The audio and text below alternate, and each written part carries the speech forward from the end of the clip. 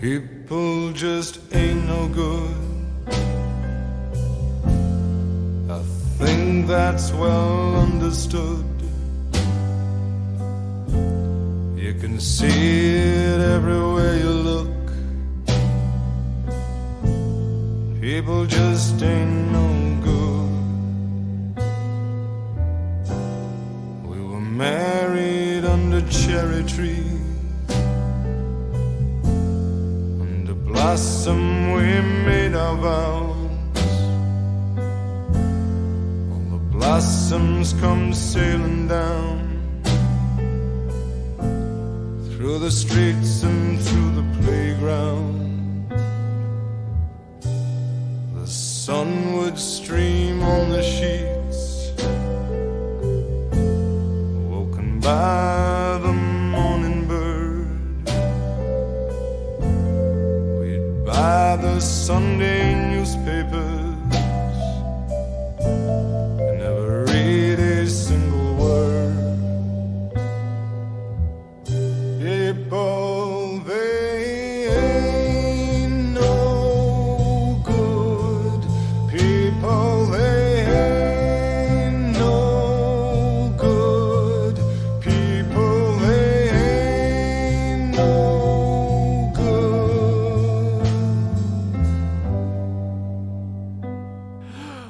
Golan-Globus, welcome back. The Detroit Lions are the Super Bowl favorites.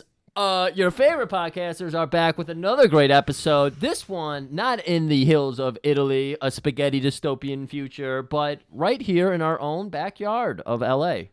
Zargatha alleys everywhere. You got fucking porn stores. You got the churches next to the porn stores. Was it New York? I thought it was New York. I thought it was L.A. All this shit happens in L.A. It would make more sense L.A. since he was in the movie business. Right. But no, this is gonna. Griff. Griff. Whoa. First of all, why are you packing your Cobra Commander and your lunchbox? We're just starting the show. You're not supposed to be packing. I've got some bad news for. Well, I think most people consider this bad news. Some people probably consider it good news. You can't. Here's the thing, Griff. You can't do this. When they came for the illegal alien Mexican rapist, Griff, I did nothing because I'm not an illegal alien Mexican rapist. When they came for the middle-aged transgender basketball players that wanted to play on a girls' community college team, I did nothing because I am not a middle-aged transgender woman who wants to play on a community college girls' team. But now Elon has made Twitter so toxic that we are bleeding followers and bleeding listeners. It's affecting me now. Yeah. And there's only time there's a problem is when it's affecting you. Right. And now it's affecting us. Yeah. We are back to where we were like 3 or 4 years ago as far as listeners go. Right. It's got to be Elon fucking making. I mean, and by the way, tip of the hat to Abra, who put her money where her mouth is and quit Twitter as soon as Elon bought it and went to Blue Sky. All you Blue Sky jumpers. Fair weather, blue sky fans. Exactly. You jump on now that, Elon's going to, he's going to probably destroy our country. But yeah, I mean, it's fucking our shit up. I'm like, what am I doing with my life? Why am I doing this? And I just realized, Griff, if you can't beat him, join him. Oh, no, Murray. I have been offered a position in Trump's cabinet. Oh, my God. It's a new position. Porn czar. Donald Trump has put me in charge of all the pornography produced in America. He feels like, and I agree with him, that porn has become it's become too democratic. It's like everyone now believes they're a porn star. Okay. First of all, what is the definition of this? If everyone's a porn star, what is a star? Yeah, what is a star? My job will be putting criteria on who and who cannot be into porn, because everyone thinks no matter what they look like, they can do porn now. And that's not how it's going to work in Trump's America. Like when we go to see King Diamond, when we talk about the various shapes we see, we're not like, this is a porn star in the making. No. Like Exactly. you get like one fetish star. You get one odd shape to be a porn star. Yeah. That's all you get. And then everybody else looks exactly the same flat hair, dead eye look, right? Yes, yellow blonde hair, Bolted fake on- tits, Yep. fake lips, fake everything. Fake. We're gonna bring it back to the fucking 90s. Wait, are you describing the 90s now? What was the 90s fake look? I thought it was Jenna Jameson, wasn't that? That was her like era. I don't. Fake tits, yellow blonde hair, Oh, I thought we were describing porn fake today. lips. Did it No, change? porn today is fucking everybody's fucking into porn. You get whatever you want, you can get it. Oh, and yeah. there's too much variety. Oh, there's too much variety. Well, Stormy Daniels, there you go. We Oh, know oh, what yeah. Trump likes, so I'm bringing that back. And if I do a good job, I might be podcast czar, and I'll definitely be cutting the fat on these podcasts because there's way too many that need to go. Who's the first to go? I don't know if technically they're a podcast, but that YouTube show that we watched where they're just sitting in Yeah. Barca Lounge just drinking IPAs and Get saying rid of this 'em. sucks. Yep. Yeah. You know what? Off- You off with belong their in a heads. Trump cabinet because your first line of action is the people I spite most gone. I don't spite them at all. They don't deserve to exist. They don't. Not in this platform. No. So yeah, I'm gonna be leaving the show. I mean, it's bittersweet, but I gotta go on to bigger and better things. I think we've done all we can do with this show. I think you know what, Griff? I think I'll be better without me. I think I was holding you back. Murray. I mean, what are you gonna do, Griff? Well, how do you replace the irreplaceable? It's very easy. AI? No, it's very easy. I've been using AI to record you for the last 5 years. I've got a Neuralink set up in your brain. That Kit Kat you ate a couple weeks ago, that had a Neuralink chip that went into your brain. I'm going to install the Neuralink chip into Mattingly, and it's going to be like you never left. Well, if you gotta do what you gotta do, Honestly.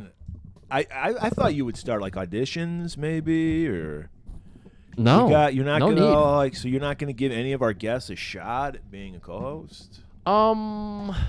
Our guests are great, but Mattingly's already here. It's convenient. That's true. And we're all just creatures of convenience. My mic stand is falling over while we're trying to Well, 'cause we're not doing it on a normal day. everything's off here. Yeah. Well, what were we gonna say? Why everything is off? Enough about me. I love you guys. I'll see you on the other side. I'm done. All right. It will be I'm like gonna do this one episode because I feel like I'm obligated. it's okay. There's no star attached to this movie, so people Right. won't watch or Yeah. listen. Yeah, exactly. And yeah. then, people aren't listening to begin with. They'll so. show up next week. Apparently, you won't be here for our big Joe Coleman episode. No, I'm handing it off to him. Maybe he could be your next. He might co-host. have to be the next co-host. You know, I mean, yeah. people like him more than they like me. I know that much. Well, So, he enough gets- about me, He Griff. gets naked more often than you That's do. true. And Well, people mostly people naked. actually want to see him naked. That's so, true. Yeah. So enough about me, Griff. Why are we doing recording on a Monday afternoon? We're usually Saturday afternoon. Yeah, well, why are we doing that? We've kind of alluded to it. I was down in beautiful Austin, Texas. Had to get away from the old Michigan place for a while there. Had some PTO that I needed to use. I have a cousin down there, so match made in Good to have a heaven. place to stay. Have yeah. have a free place to stay. All I had to do is spend. It was like $120 to get a rental car for 4 days. Is that good? It's like nothing. Oh, okay. Yeah. I don't know. I don't go anywhere. Thank God Trump's in office now, because gas. Well, he's not in office. But Well, he did. no, he's in office. No, he's running. Except when he does bad So things. Then he's like Sleepy Joe sleeping, so he just went into the Oval Office, pushed him in a corner, and exactly. started getting shit done. Just like when Biden did anything, they say actually Obama did that. So gas down there is only like $2. So it's even cheaper to like fill the tank. Real America. He's already fixing everything. I went and got some street tacos. They scratched out where it said $5, and now each taco, $2.22. It's a perfect price for a street taco. So, Austin, Texas. Austin. Yeah. Beautiful. Yeah, we have connections there now. We do. Dense as fuck. Was not expecting that. I hear that. Yeah, I heard that. Freeways on top of freeways. Like, these fuckers were It's just like Mega City 1, basically. It was like Mega City 1 in a lot of ways, except they don't have the tall buildings. Mega City 1 full. Once you Well, get down. technically, there is a Mega City 2, which they do have cowboy judges. Oh, Yeah, interesting. they have cowboy hats instead of the helmets. Oh, Oh, wait. So they have a visor still? No, they just have cowboy hats. Nice. Yeah. Interesting. When did that come to be? That was like in the 80s. It was Judge Dredd. Because there's Mega City 1, which is like the East Coast, and then there's Mega City 2, which is like Texas. And Okay. So, yeah. I never knew about Mega City 2. Yeah. It doesn't, well, I mean, that's Judge Dredd just visits occasionally. Yeah. So, yeah. So this was definitely not a vacation I put my whole heart and soul into. It was just kind of like, I need to get the fuck out of town. And Yeah. so I did it. So I could probably Cops looking for him, but yeah. I could have put some more shit together. I went and saw a younger band, and I've gone mostly to shows with you So recently. they're elderly people. I'm so, elderly. so the audience is in the 40 to 60 range. Yeah. The Go love the mosh. Were there everybody, any mouth guards at this younger band? no mouth guards. Gary Oldman didn't show up. A lot of furry headband ear things happening. Is that part of the band? No. Are they a furry band? No. Why were they doing that? I don't know. Is that I think this Texas is just how the thing? kids like to dress nowadays, and that's how I interpreted it. A lot of 90s. Furry headbands. Yeah. I don't get it. I Or wasn't hair about to bands. find. Yeah, hair bands. Yeah. Bands. We're not talking about poison hair bands. We're talking about the literal hair band on your head. Thanks for explaining that. Oh, A lot of they're really into the 90s baggy fits, so a lot of baggy outfits happening there. But it was also like the band I was there to see is kind of like a modern weird punk band. What are they called? They're called Snooper. Snooper. Okay. Yeah. Okay. Pretty weird, pretty cool. I dig them. So I went in Austin, Texas, if they happen to be there. I went to Emo's. If anyone's familiar with Austin, you probably know Emo's. I guess it's an established. Is that the Jim Cornette pizza place? No, that's like Emo's with an I. This is like Emo's with an E. Okay. Yeah. Oh, the club is called Emo. The club is called Emo's. Do they play emo music? They don't. Oh, okay. I just told you. I was there to see a punk band. That's not. And then it was bookended by like. Emo's in punk. I understand that. Well, you said it. I said, is it emo? You said, I told you I was there to see a punk band. I know, to prove that you are wrong with your thought. I just asked. And I just told you twice. But yeah, So glad I'm leaving. Anyway. Mattingly is licking his lips over there. He's so ready to take over. Here, the seat's warm. You can take over anytime you want, Matt. Matt has no personality, so he's about to take your personality on. He's excited about that. See, this is why I'm never worried about AI when it comes to this show, because I don't even know what the fuck I'm going to say from time to time. So there ain't no way. If in fact, it'll be like a Star Trek situation where like AI is going to take over and then they try to like simulate us and it explodes. It's going to explode. Griff doesn't know what he's saying while he's saying it. So there's no way AI is going to fucking do anything with our show. Our friends for the show who've had to meet me or talk to us, after a recording, they soon get to learn that. Like It's not an act. I start talking and I'm like, where did I start this?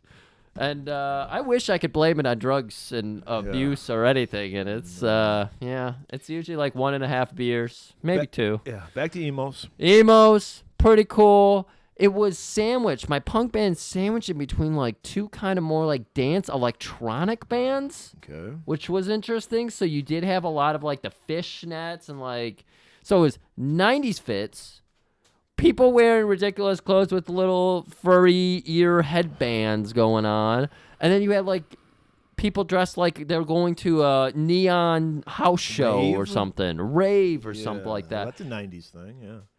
So it was a bizarre fact. This whole new future of like, I got a beer while I was there. Well, of course, you're in Texas. You got to drink a beer. You got to drink beer. And they are a cashless place. So, you got to do the thing. And then, they're the future. I wouldn't think they would be. I think they would all be about cash. I want. Like, they just give you a quart of oil. Yes, just cash everything. I hate this future of like, oh yeah, and then the tip machine, and they throw it around, twist the tablet around at you. Yeah. Oh my God, it's so fucking annoying. So it was like a $12 tall boy. And I was like, okay, well, I'm just getting one, so I don't care, whatever. And then it's like tip. And it's like, okay, usually I give $1 for a drink or whatever. The tablet doesn't have an option for $1. The first tip option was $3, then $4, then $5. And I was like, I'm not about to fucking tip you $3 to get me a can of beer. and hand it to me. Maybe that's why gas is so cheap. You got to pay all these tips. Yeah. So I try to punch in $1 because there's nowhere to just be like, here's $1. I guess I could have just thrown it on the counter, but still. I don't know. It wouldn't work. It wouldn't accept $1.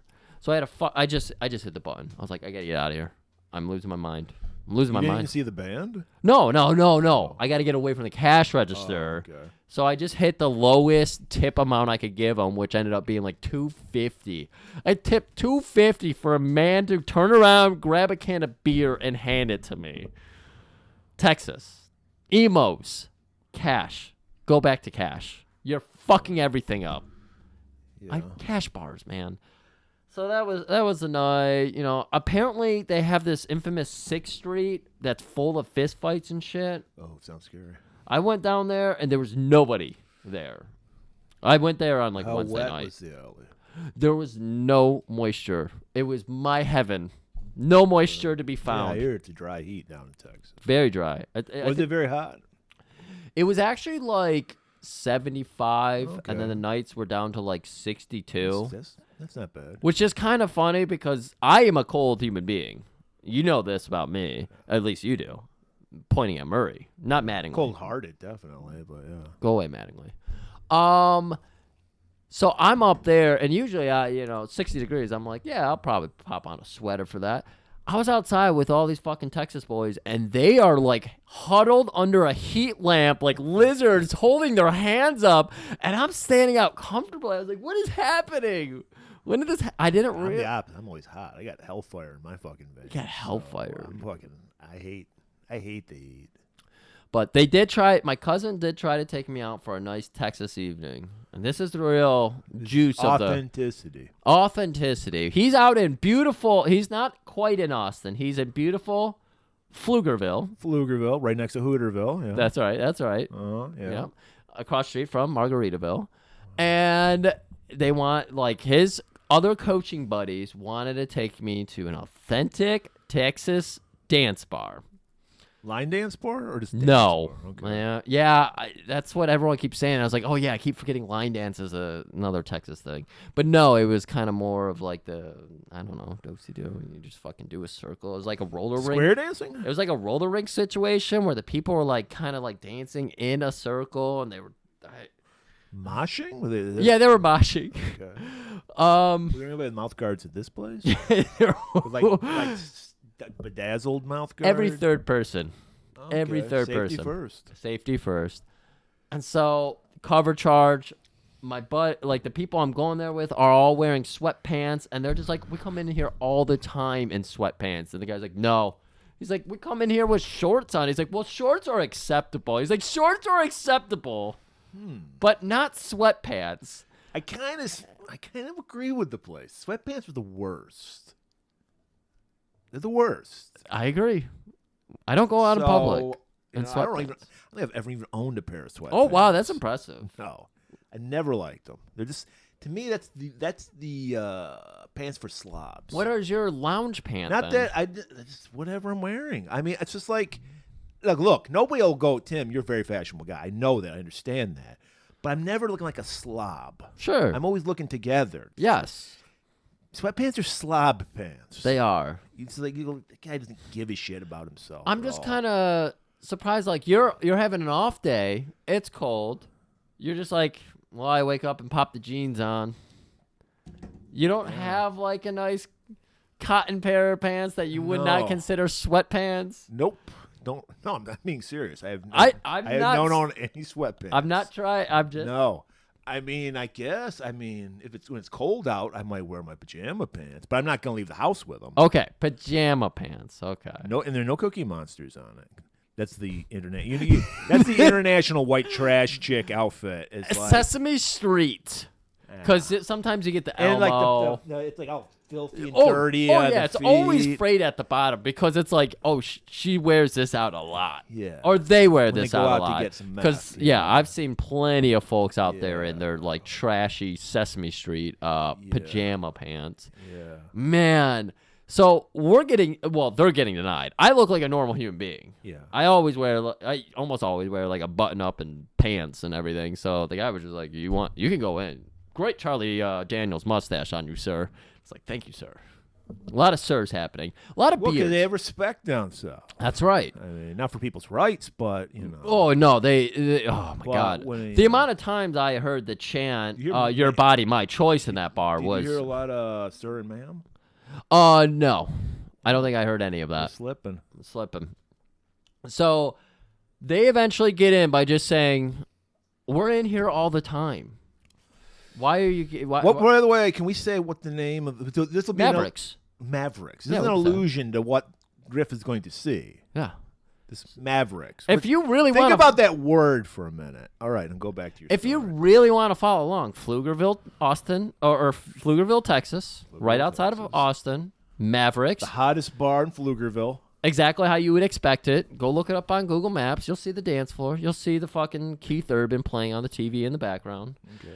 Um, So, how did they get in? They managed to get into because the one guy just said, "We come in all the time like this," and then he was like, "Oh, Oh, okay. You're regular? yeah, Come on okay, in. might as well." Come on in, y'all. So he said, "Come on in, y'all," and we came on in. And I love a good people spectating. That's a great time. Wait, were for you me. wearing your fringe? No, I didn't bring the Why fringe not? down You there. knew you were going to Texas. I know that would have been too heavy to pack though. That's a big jacket. That's a good jacket. How many opportunities do you have to wear fringe in the proper environment? I know. I've told people, like, I hate that I don't have, like, just the pure confidence to just wear that all the time. Maybe when we go see Uncle Acid, I'll wear that. That'd be a perfect place. That'd be a perfect place to see that, right? Uncle Acid? Yeah. So I'm just immediately swept away. I'm overwhelmed by bodies and people and faces and slicked back hair and leather vests. And I was like, am I gonna Stone spot? Cold Steve Austin? Did he show up? I He is from Texas. I did not see Stone Cold, but I was like, am I gonna see Branscombe somewhere around Oh here? my God! You imagine Mm.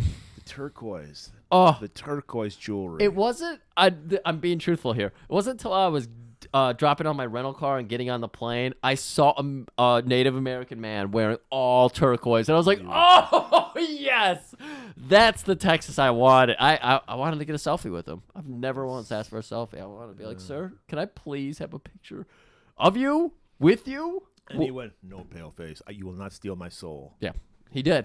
Gringo, no. He's Mexican. He just said Yeah, it. they're all the same. He said it in every language. Well, if you can put up a paper bag to him and go Mexican, that's the Griff, not me. I love all of God's children. Just beautiful Texas folk, dancing in circles, slicked back hair, vests, old men, young men, dudes that are like, Was there a mechanical bull? no, Murray, there Then wasn't. you were not in a real. I saw Urban Cowboy. You were not in a real Texas Yeah. shit kicker. What shocked me. Was there a man by the name of Dalton making sure nothing untoward is happening? I'm glad you pointed out Dalton and his position, his role. Cooler. There are coolers A cooler. there. I was looking out for the coolers. I was looking out for them. I was looking for the guy with the white shirt tucked into blue jeans with maybe like a straw, Right, like cowboy boots, blazer. a lot of cowboy boots. Everyone Of course, was wearing you gotta. cowboy boots. Yeah, Yeah. you're in Texas. For fuck's Oh sake. man. I couldn't spot one cooler. I saw some dudes who were like, I don't know, midders, not coolers, not hotters. They sucked. So Mavericks, improve your cooler game. Yeah. This is what do they call it? There's supposed to be uplifting criticisms here. Like your bar wasn't that Constructive. constructive. criticism. Thank you. Your bar. It was Friday night. Your bar wasn't packed. Get hotter coolers. Is that confusing? Get hotter coolers. Oh, that's us. Okay. So I'm like, I didn't realize that Texas swang this way, but you had 4'11" short kings in there dancing with fucking like 6 foot tall women out there, and they were not a couple. They were just like, I'll dance with anybody. It's cool. We'll get up close on each other and we'll do this fucking thing around the circle a couple Do-si-do. times. Old dudes with young girls with old dudes. Wait, I did that the backwards way. Old women with young dudes. Like, I was impressed, and then Then I was like, man, I was so wrong. Texas, This Austin area. You always hear about Austin being weird and everything. Yeah. And that's when it was like I'm finishing up the second beer, and I'm looking down. How much did you tip on that one? Thankfully, people paid for that one, so I don't know how much tip went out there. My sight goes a little bit lower, and I'm starting to notice a trend, Murray. A lot of handkerchiefs. Handkerchiefs or bandanas? Well, we were in Texas, so probably bandanas, right? Yeah. Do you think bandana is what they would call it? Yankees say handkerchief. Yankees? Okay. A lot of bandanas. Orange bandanas. I've never seen an orange bandana in the wild. Is that like I want to fuck Trump? I don't Oh, boy. You might be right. Well, yeah, they did overwhelmingly vote for him. Yeah. So, yeah. Orange bandanas, purple bandanas. We've seen yellow in the wild before up here. Oh, yeah. A lot of people up here. A lot of pee people. Maybe the warm piss and the cold nights. It's good for some people. I saw Fucky Charms out there. I was not expecting that. It's you thought I made it up. Fucky Charms is a thing. It's an extreme thing, but it's a thing. My cousin, I was watching the Fucky Charms guy head into the bathroom. My cousin's like, "Hey, I'm gonna go take a piss," and no, you might vomit. You might want to wait a few minutes because he had a spoon in his hand as he went in there. You don't know what we're talking about. You really gotta listen to our cruising episode where we break down what a Fucky Charm is. Oh my God! You didn't even beware of a man with a fucking checker with a plaid bandana. That's all I'm saying. You didn't. I don't think you talked about the spoon incorporation to the Fucky Charms. No, how are you gonna eat a fucking bowl of Fucky Charms without a spoon? I thought this was some kind of like bobbing for apples situation. If you're a fucking degenerate scumbag, if you're a gentleman, you eat with a spoon. If you're in a pinch. See, now you really got to listen to the cruising episode because it's an eye opener. So you are basically in the Texas equivalent of the ramrod. This is what you're trying to say. What it opened my eyes to the rest of that evening, Saturday morning while I was going around, I was just like, my God, this is the gayest place I've ever been. Isn't it always that way? It might be. The places that are the most concerned with that kind of stuff are also at the same time the most gayest. Guys, clearly when you go into your Mavericks, your dance bars, your line dance bars, you guys can let it all out. You can be a flamboyant. You all look flamboyant as fuck. I know the guys were trying to look tough as shit. No, you guys look with their bedazzled jeans on and all that. Oh my God, there was some. There was some. Yeah, I know. Yeah, I know the type. Guys, I know you're trying to look tough as shit. You look fucking gay. And we're cool with that. Yeah, like, obviously. We were just talking about cruising. Just lean into it a little bit more and just get to know that these gays are pretty cool. I mean, if you want to suck a dick, they'll probably be down to fuck you. The gays have a lot of fun. They have a lot more fun than the heteros do. Yeah, they're more open. Yeah. Literally and figuratively. Literally and figuratively. I mean, if you really want to go wild, walk into the bathroom with Fucky Charms. Really blow your mind. Yeah. That's doing the ropes course. But it was a good time. It's a good time. So you got to see. Well, they say Austin's weird, and I guess you saw the weirdness. Maybe. If Austin is weird, how fucking weird is Pflugerville? Pflugerville. I mean, I think look up the Urban Dictionary. Pflugerville might be something we don't even know about. It might be some German word for some Scheiße. Yeah, I just got flugered. Yeah. But Murray, this is... All right. And then we wonder why no one listens. We just went on for 50 minutes about bullshit instead of this movie that people want to hear. Yeah. So, all right. We'll get to this fucking movie. Well, I want to talk about this movie a little bit. I want to extend this intro. I saw this movie when it came out. 86, I think it came out. 87. 86. I enjoyed it. I didn't the second view. I haven't seen it in decades.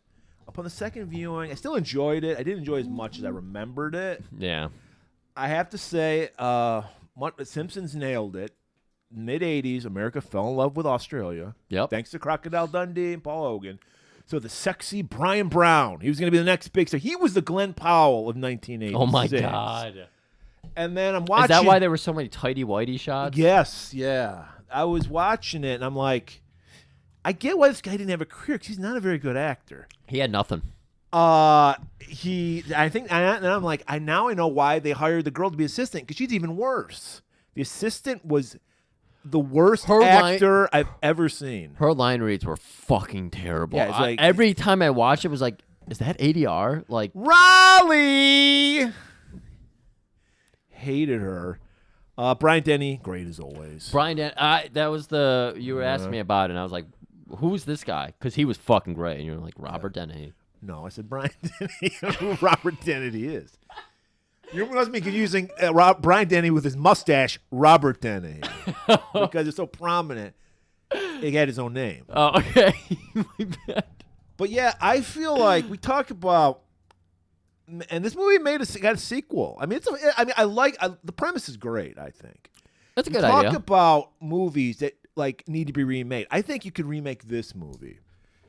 Maybe have it star Glenn Powell.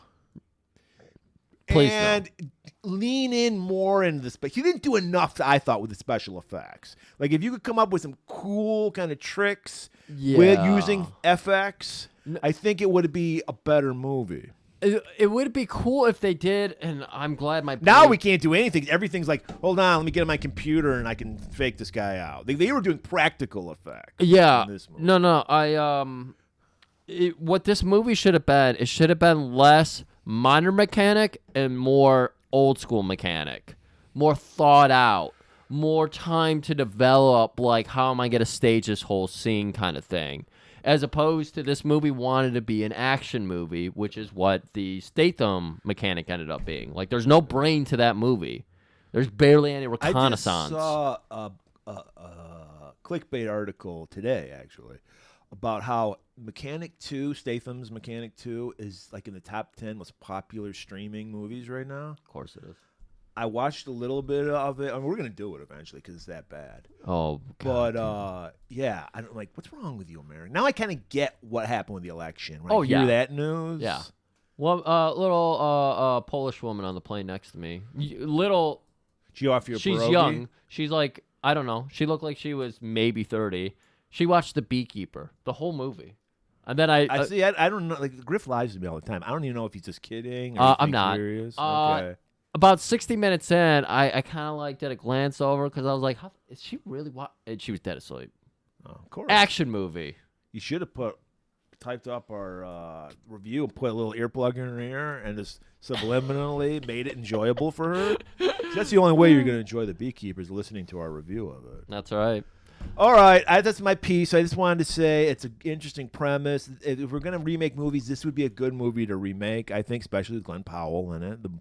I think he's over with. I think the era of Glenn Powell is past his Griff because the new hot name is, I don't remember his name, but he's in the Gladiator 2. He's going to be the new guy that we're going to be pushing. Oh, okay. I think I saw a picture of him, and he's got curly hair, and that's all the rage. Just a bland white guy. Yeah. Yep. Probably from Australia because we keep pushing Australians. Because the problem is America keeps producing Timothy Chalamets. Like we don't have manly men in America anymore. Yeah, like you know when I was talking about styled hair. Timothy Chalamet has overstyled 1,000%. And then the other guy, Jeremy Allen White or whatever his name is, the bear guy. That show, The Bear. Yeah. He also has like that overstyle. Yeah. Yeah. He's in that show. He's supposed to be like a malnourished, work all the time, doesn't have time to eat, smokes nonstop, and that the actor is fucking ripped. He played Von Erich. Yeah. So he's like fucking jacked in that show, or ripped or whatever he was. That's everybody. It's just funny how they cast these people. Well, it's like they did the Penguin TV show with Colin Farrell playing the Penguin, and he's completely covered in prosthetics. I'm like, can you just hire a fat, ugly guy to play this role? I'm sure it would be a nightmare having to spend like 4 hours a day having this shit put on your face. I know, like they're trying to be, and I guarantee he's gonna win an Emmy award. Probably. God, he did. He actually played an ugly person. Bravo! They just make a new award, call it the Charlize Theron Award. The Gimmick Award. The Gimmick Award, and give it to the person who's beautiful, played an ugly person. Right. And give us weird people again. Yeah. I want a weird fucking person to live there because so many weird people that are not giving a shot anymore. we go and we see these shapes. Put those shapes back in our movies. I want the shapes in the movies. We're saying this is two beautiful men. Like, we know we're too beautiful to be in movies. So we want to give these roles to the lesser people, the ugly people, the shapes, if you will. That's right. They tried to cast me in an extra. I was just supposed to be in the background. I stole the fucking scene, and so they're like, "Sir, you cannot be here anymore." Yeah. So that's the power we have. That's all I was trying to. Yeah, I'll tell you what. There's going to be an influx of ugly people in the Hollywood because I'm kicking them out of the porn world when I become porn czar. So you're on notice, ugly people in porn. I'm not having it. Well, I think you need to kick us over to a fucking trailer because we're going on 40 minutes. And then we wonder why no one listens. All right, everybody. Get ready to enter a world of illusion, a world of fantasy, a world of FX.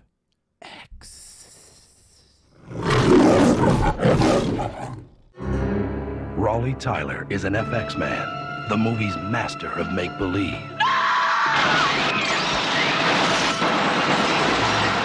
He can show you 1,000 ways to die. Hey, cut! Great special effects. But now somebody wants Raleigh Tyler to do it for real. We want to stage a fake assassination, Raleigh, and we want you to supervise it. Who's the we? Justice Department. I'm a special effects man. I deal in make-believe. I'd like to keep it like that. We just thought that we might be able to utilize your particular genius to help us out.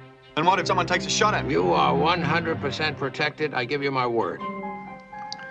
That job that guy wanted me to do? I think I'll do it.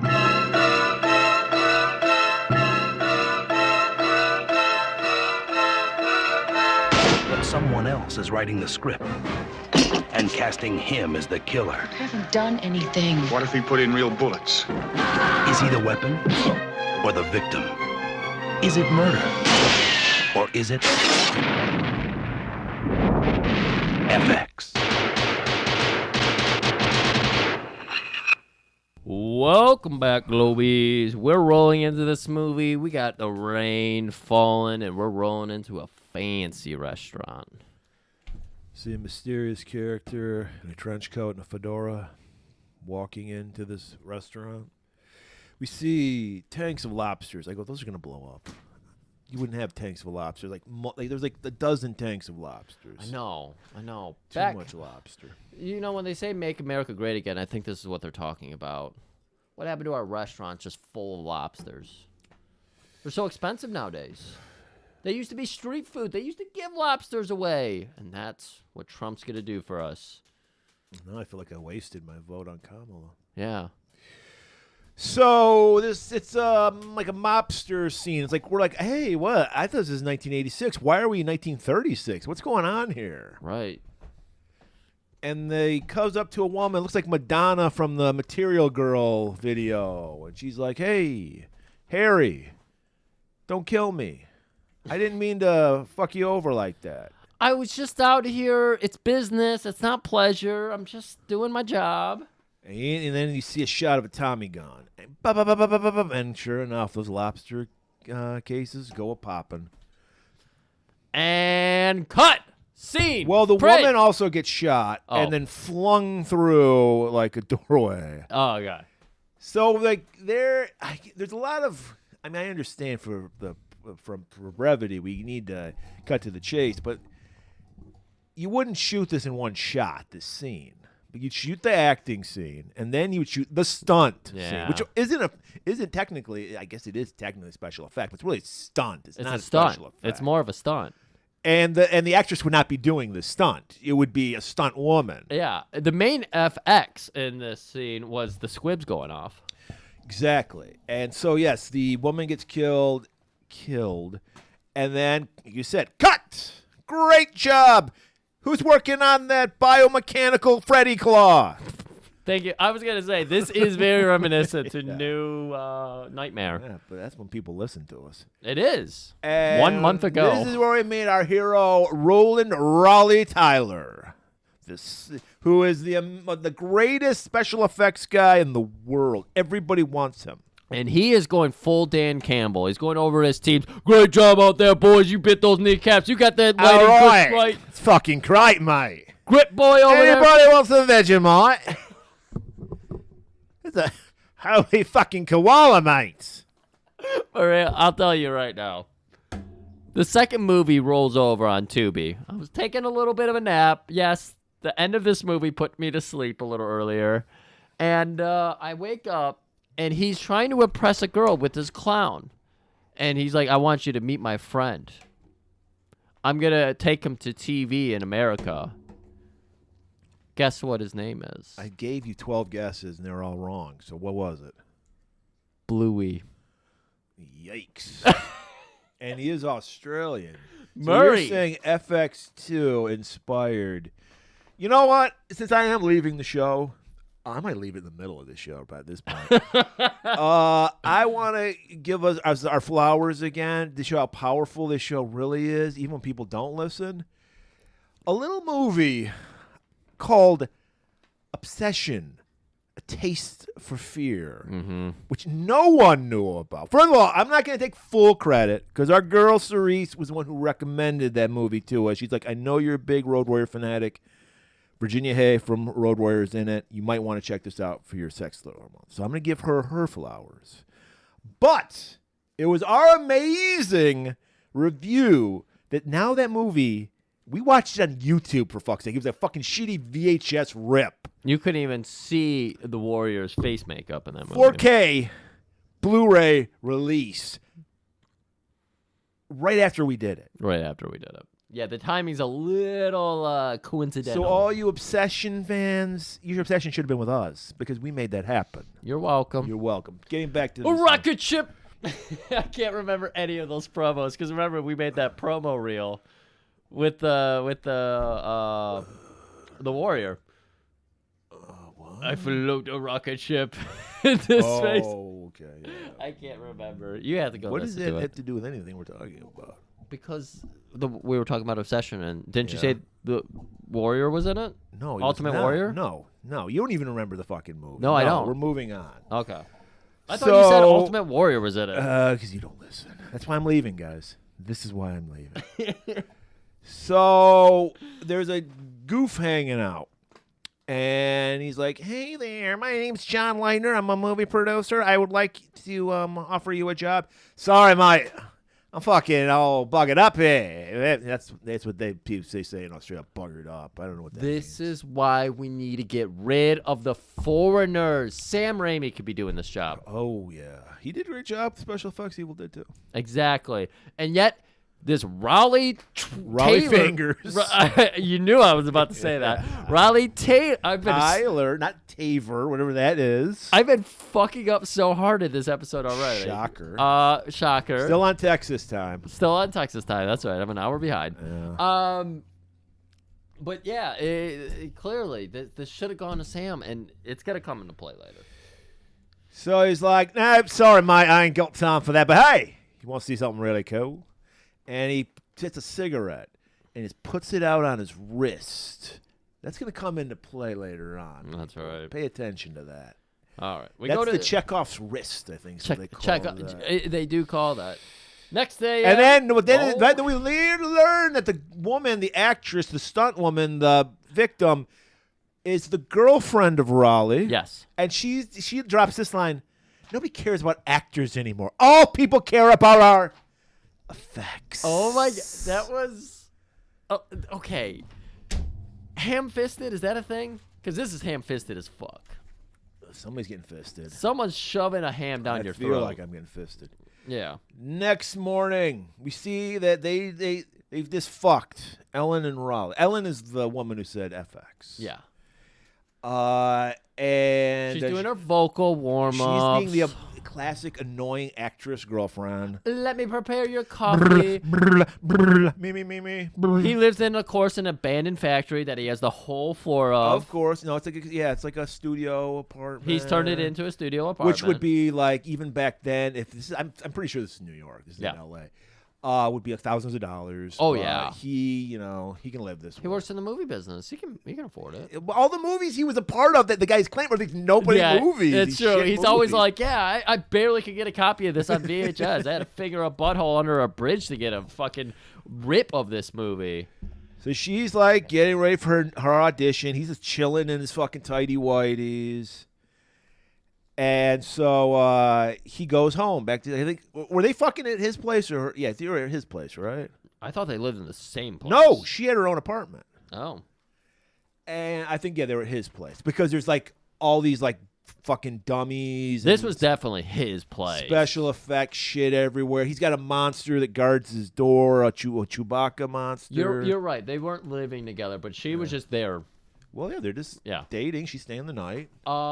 And so she goes off to work. She's, doing her fucking vocal warms and all that, and is out the door. Puts his coffee on for him, and 11 o'clock rolls around, and that's when Leitner is supposed to show up. So he's kind of stirring a little bit. He gets the doorbell ring. This is so low budget where he lives. They don't even you can't even buzz people in. You have to give them your keys. Opens a window, tighty whities, just sticking his dick out in the breeze there. That's how he got the job. Chucks his keys out for Leitner. Yeah, come on up, bro. Come on up, because he wants to show off his effects. That's why he didn't do it. Bruvna. So, Bruvna? Bruvner. Like governor, but you're my bro. Bruvner. Is that what they say in Australia? Yeah. So, he goes up, opens the door, and Chewbacca flies out at him. And he's like, Life Day, no! And he's just like, hey, special effects, mate. So we're going around. We're touring his whole apartment. Oh, my God. And these were actually, he had a picture of Lucio Fulci's zombie on his wall. I recognize that. Nice. There was, I forget the one. There's another movie. And there's another movie that's a John P. Ryan movie, but he said it was something else. But I know it's like It's Alive, I think it's called. But he said something else. He was a little baby monster. That's a John P. Ryan movie. And he's like, oh, and this. He knows all the fucking Raleigh shit. He's like, yeah, he'll be all fine, mate. All right. And so then he's like, Leitner, can I get you like a Coca-Cola or something? You keep calling me Leitner. That's not my name. It's Lipton. Martin Lipton. Oh. Does that mean you want some tea? It took me 10 minutes to get that joke. Yeah. That's why I'm leaving. And so he's like, yeah, I work for the Justice Department. I'm not a movie producer. You ever heard of the Witness Relocation Program? Of course I have. Call that, mate. I think I got here. I killed a bunch of people in Australia. Who do we got leading the Justice Department these days? Is that Gates' job? Because thank God they got this guy working for him. And he's just like, that big mobster Nicholas DeFranco? Well, he's a rat. He's a stool pigeon. He's gonna turn tail on the mafia, and they want him dead. Yeah. So we came up with this little plan. How about if we do a fake assassination on this guy? The mob thinks he's dead, and then he can testify, and we can put all these people away. Raleigh is just laughing at this whole idea. It's preposterous. I'm in the movie business. I don't have enough time, mate. 1 week. Well. Yeah, eventually he gets over his laughter. He's like, what kind of time frame are you thinking I'm working on here? Oh, you got 1 week. But it'll be $30K cash, non-taxed. 1 week doesn't somehow expand if you give me more money. I don't have the time to stage this. You are the greatest special effects man in the biz. I personally vouched for you, Raleigh. You can do it. I'm sorry, Mike. 1 week ain't enough time to fake an assassination. Yeah. You might like graze his hair or something for 1 week, but you ain't going to get any blood splatters. This isn't quite the full effect of the Trump administration because they would have said, all right, we're taking your green card away from you. So it's like, can you just hear out my boss, Colonel Mason? All right, I'll listen, but I'm telling you, 1 week, it's impossible. So he goes to Mason's office, And He's done a little bit. I don't remember if he did his own research. Was he Raleigh? early adapter? Yeah. But because they give him like some newspaper headlines, and he's reading through them all, and he's just like, wow, this guy's a scumbag for 40 years, and now he's just going to get away with it because he's going to provide you guys with, you know. But Mason explains, he's like, we got bigger fish to fry. All right, there's worse people than him that you're going to put away. Thanks to this guy. This is a little cool moral or morality Moral dilemma. Moral dilemma here. So he's like, sorry, mate, can't do it. You know, thanks for the meeting, but I can't do it. So he leaves, and they go, oh, you know what?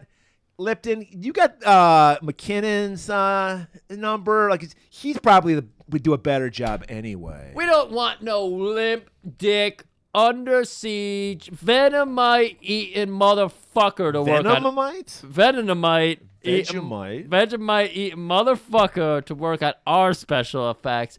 We'll just go get that fucking McKinnon character. He's actually the best. He worked on Deadly Prey. Excuse me, Governor. You say McKinnon? I hate that motherfucker. He's a fucking kangaroo fucker from way back. Give me 24 hours to think about it, and I'll get back to you. So Raleigh returns home. Ellen is already there. She's just wearing a slip nighty kind of outfit with a blazer over it, sauteing 2 shrimps on the Barbie, of course. That's how he likes it. Just got a little hibachi.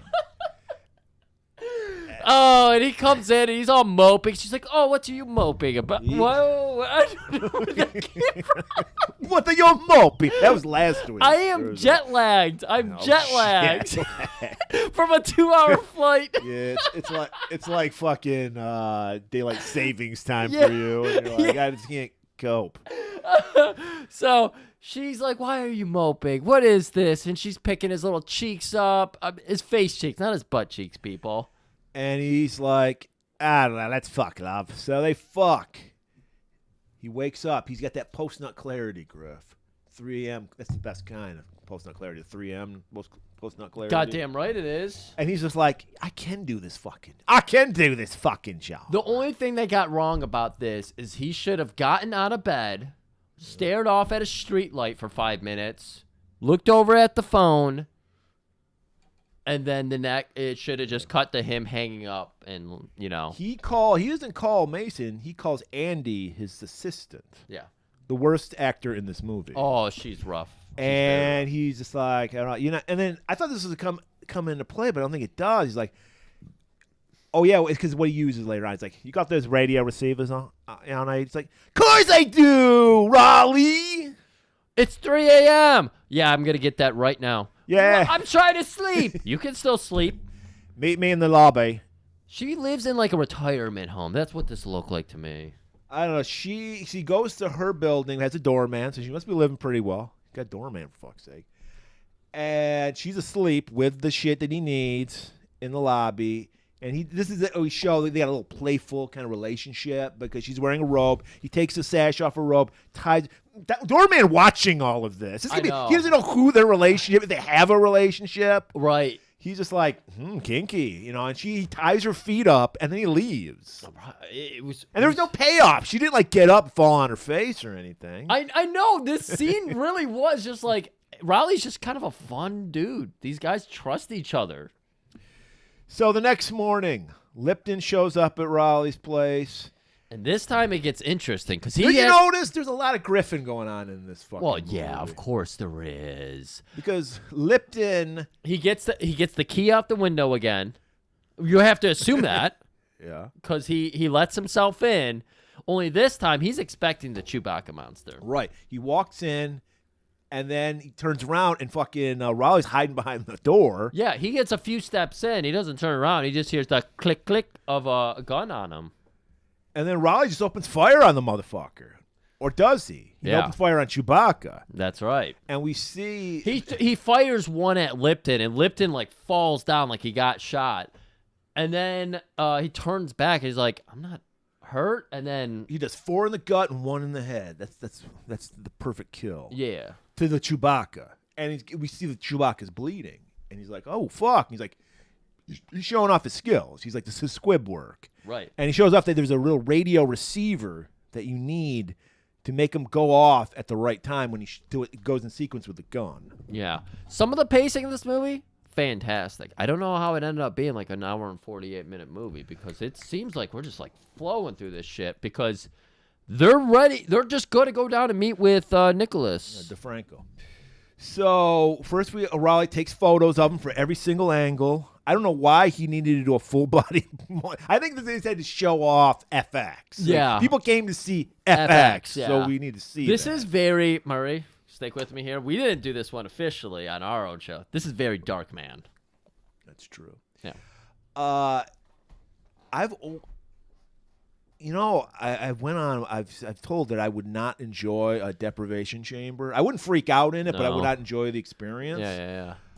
I really would not enjoy the experience of getting a mold made in my face. Yeah. I don't know how. I don't know how long it takes to do that, but if it was like an hour, I would freak out having that my whole face encased in like plaster. Did you watch there's like that X trilogy movie that's kind of more recent, Ty West movie? It's I like haven't seen them, but I know what you're Okay. talking about. They're pretty good. I think you should watch them. And if you I actually, think I have X. I think I bought it from Second and Church. it's also on Mike's Plex. What isn't? Yeah, exactly. FX. Yeah. It wasn't. Rambo isn't on there. The first Rambo movie. Mike's got Rambo 2 and Rambo 3 and the 28. You know what the common denominator is? It's Brian Dennehy. What do you got against Brian Dennehy, Mike? What the fuck was that? I had someone requesting Rambo and I said my buddy's got every fucking movie. You don't have First Blood? That's Rambo 1, right? First Blood? Yeah. I was shocked. I was stunned. I'm sorry, Mike. What's this got to do with X? Oh, there is a scene in Maxine, the third installment, that I think would be you. Okay. That's all. I was hoping you had seen it so we could do a thing with it, but I don't want to. That would have been rough for me to have my face encased in plaster. So, but he does it, and we get a mold of DeFranco's face, played by the great Jerry Orbach, who I believe was the first cop on Law and Order. Yeah. I've never seen an episode of any Law and Order, so I can't really. They did Al Franken him too. They took some pictures of him like hovering over. We gotta make it fun. You gotta have fun with these situations. So they finish up. They vacuum seal steal a face of his. So he's gonna get the prosthetics ready. So as Lipton goes, he's like, hey, I need the photos and those negatives back that you took of Franco. So he's gives them back. Yep, we're building up a whole thing here. We go over to the next morning, and Mason's telling Raleigh that they need him to take that. This is Lipton's boss taking Raleigh out for a little walk around the city, and he's just like, look, you're the goddamn best there ever was. We just met Mason. Mason just met him. But he's like, Lipton can't do it. He's a bitch. Too much time in the movies. You, sir, are the real artiste. We need you to do it. What, mate? I can't fucking do it. I need at least 2 weeks. 2 weeks, I'm going to shoot a motherfucker, bloke. Right. The fuck? Where do you want me to do all this at? Oh, you're going to do it in a restaurant. Don't worry. It's all staged. Everybody in the restaurant's with us. And to sweeten the deal, he gives him an envelope with that sweet $30K in it. He's like... They really didn't... I mean... Sure, everyone's got a price, but they didn't really put like a pressure on him for money. It's just because like it was not a. He does it for the love of the FX. It took the fucking McKinnon thing to make him bite. Yeah. Do things for money. That's true. I mean, the whole like crux. I've never heard of any FX guy where it's just him and one assistant. Like that's all he. That's his whole fucking thing. That's it. That's how good he is. That's why they brought him from Australia. What do they call that? I forget what they call that. So he's nervous, but he reluctantly agrees to do it. So the next night, it's a fucking another rainy night. They're in his FX van, like a couple blocks away from the restaurant, prepping DeFranco. Again, the pacing, incredible right now, because we're already getting ready for the big staged kill. Why? They're doing, all they had to do was do, like, some body squibs. Why did they have to have the head squib? I don't know. Because they put this, like, first of all, obviously... there's no way you can make it look realistic, because obviously when you see DeFranco later, it's just him without any makeup. But the idea is they're putting some weird contraption like Magneto mask on his forehead. There's so many wires. There's so many nodes. There's so many things happening. You would be terrified. And yes, it's supposed to be staged, but it's like if you're staging But you can kill someone by shooting them in the heart. You could just have squibs on the chest. You don't need to go through all this shit. Right. But FX. We got to show FX. If you're staging it to this degree where you don't have any, the whole idea is you have innocent bystanders in there to be like, that shit was fucking real. Like, you have to have a half and half. And, oh my God. So, like, DeFranco's goofing around, because they're putting, like, a fake torso on him, and they're putting the shit and the prosthetics on his face. And Lipton, of course, is being the audience. What is this little contraption you got on his belt here? Oh, that's a radio. Radio! I got a pacemaker in here. Right. And he's like, don't worry, it won't do anything. And he's like, hey, I'm not going to put my life in your hands. You're willing to put my life on that? And then he just flicks the fucking thing. He's like, see, it didn't do anything. Yeah, Raleigh's joke was like, I guess I am willing to risk your life on that chance. Well, they're arguing. Lipton's fucking with the gun. Yeah. And Raleigh notices that, but he thinks nothing of it. He's like, oh, he's just checking it out. And so, yeah, so now we know Nicholas DeFranco has a pacemaker. And it's not going to be affected by the radio receiver.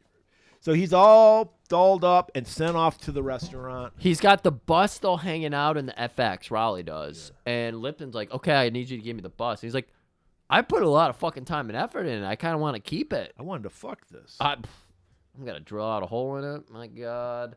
Put some watermelon in there and fuck it.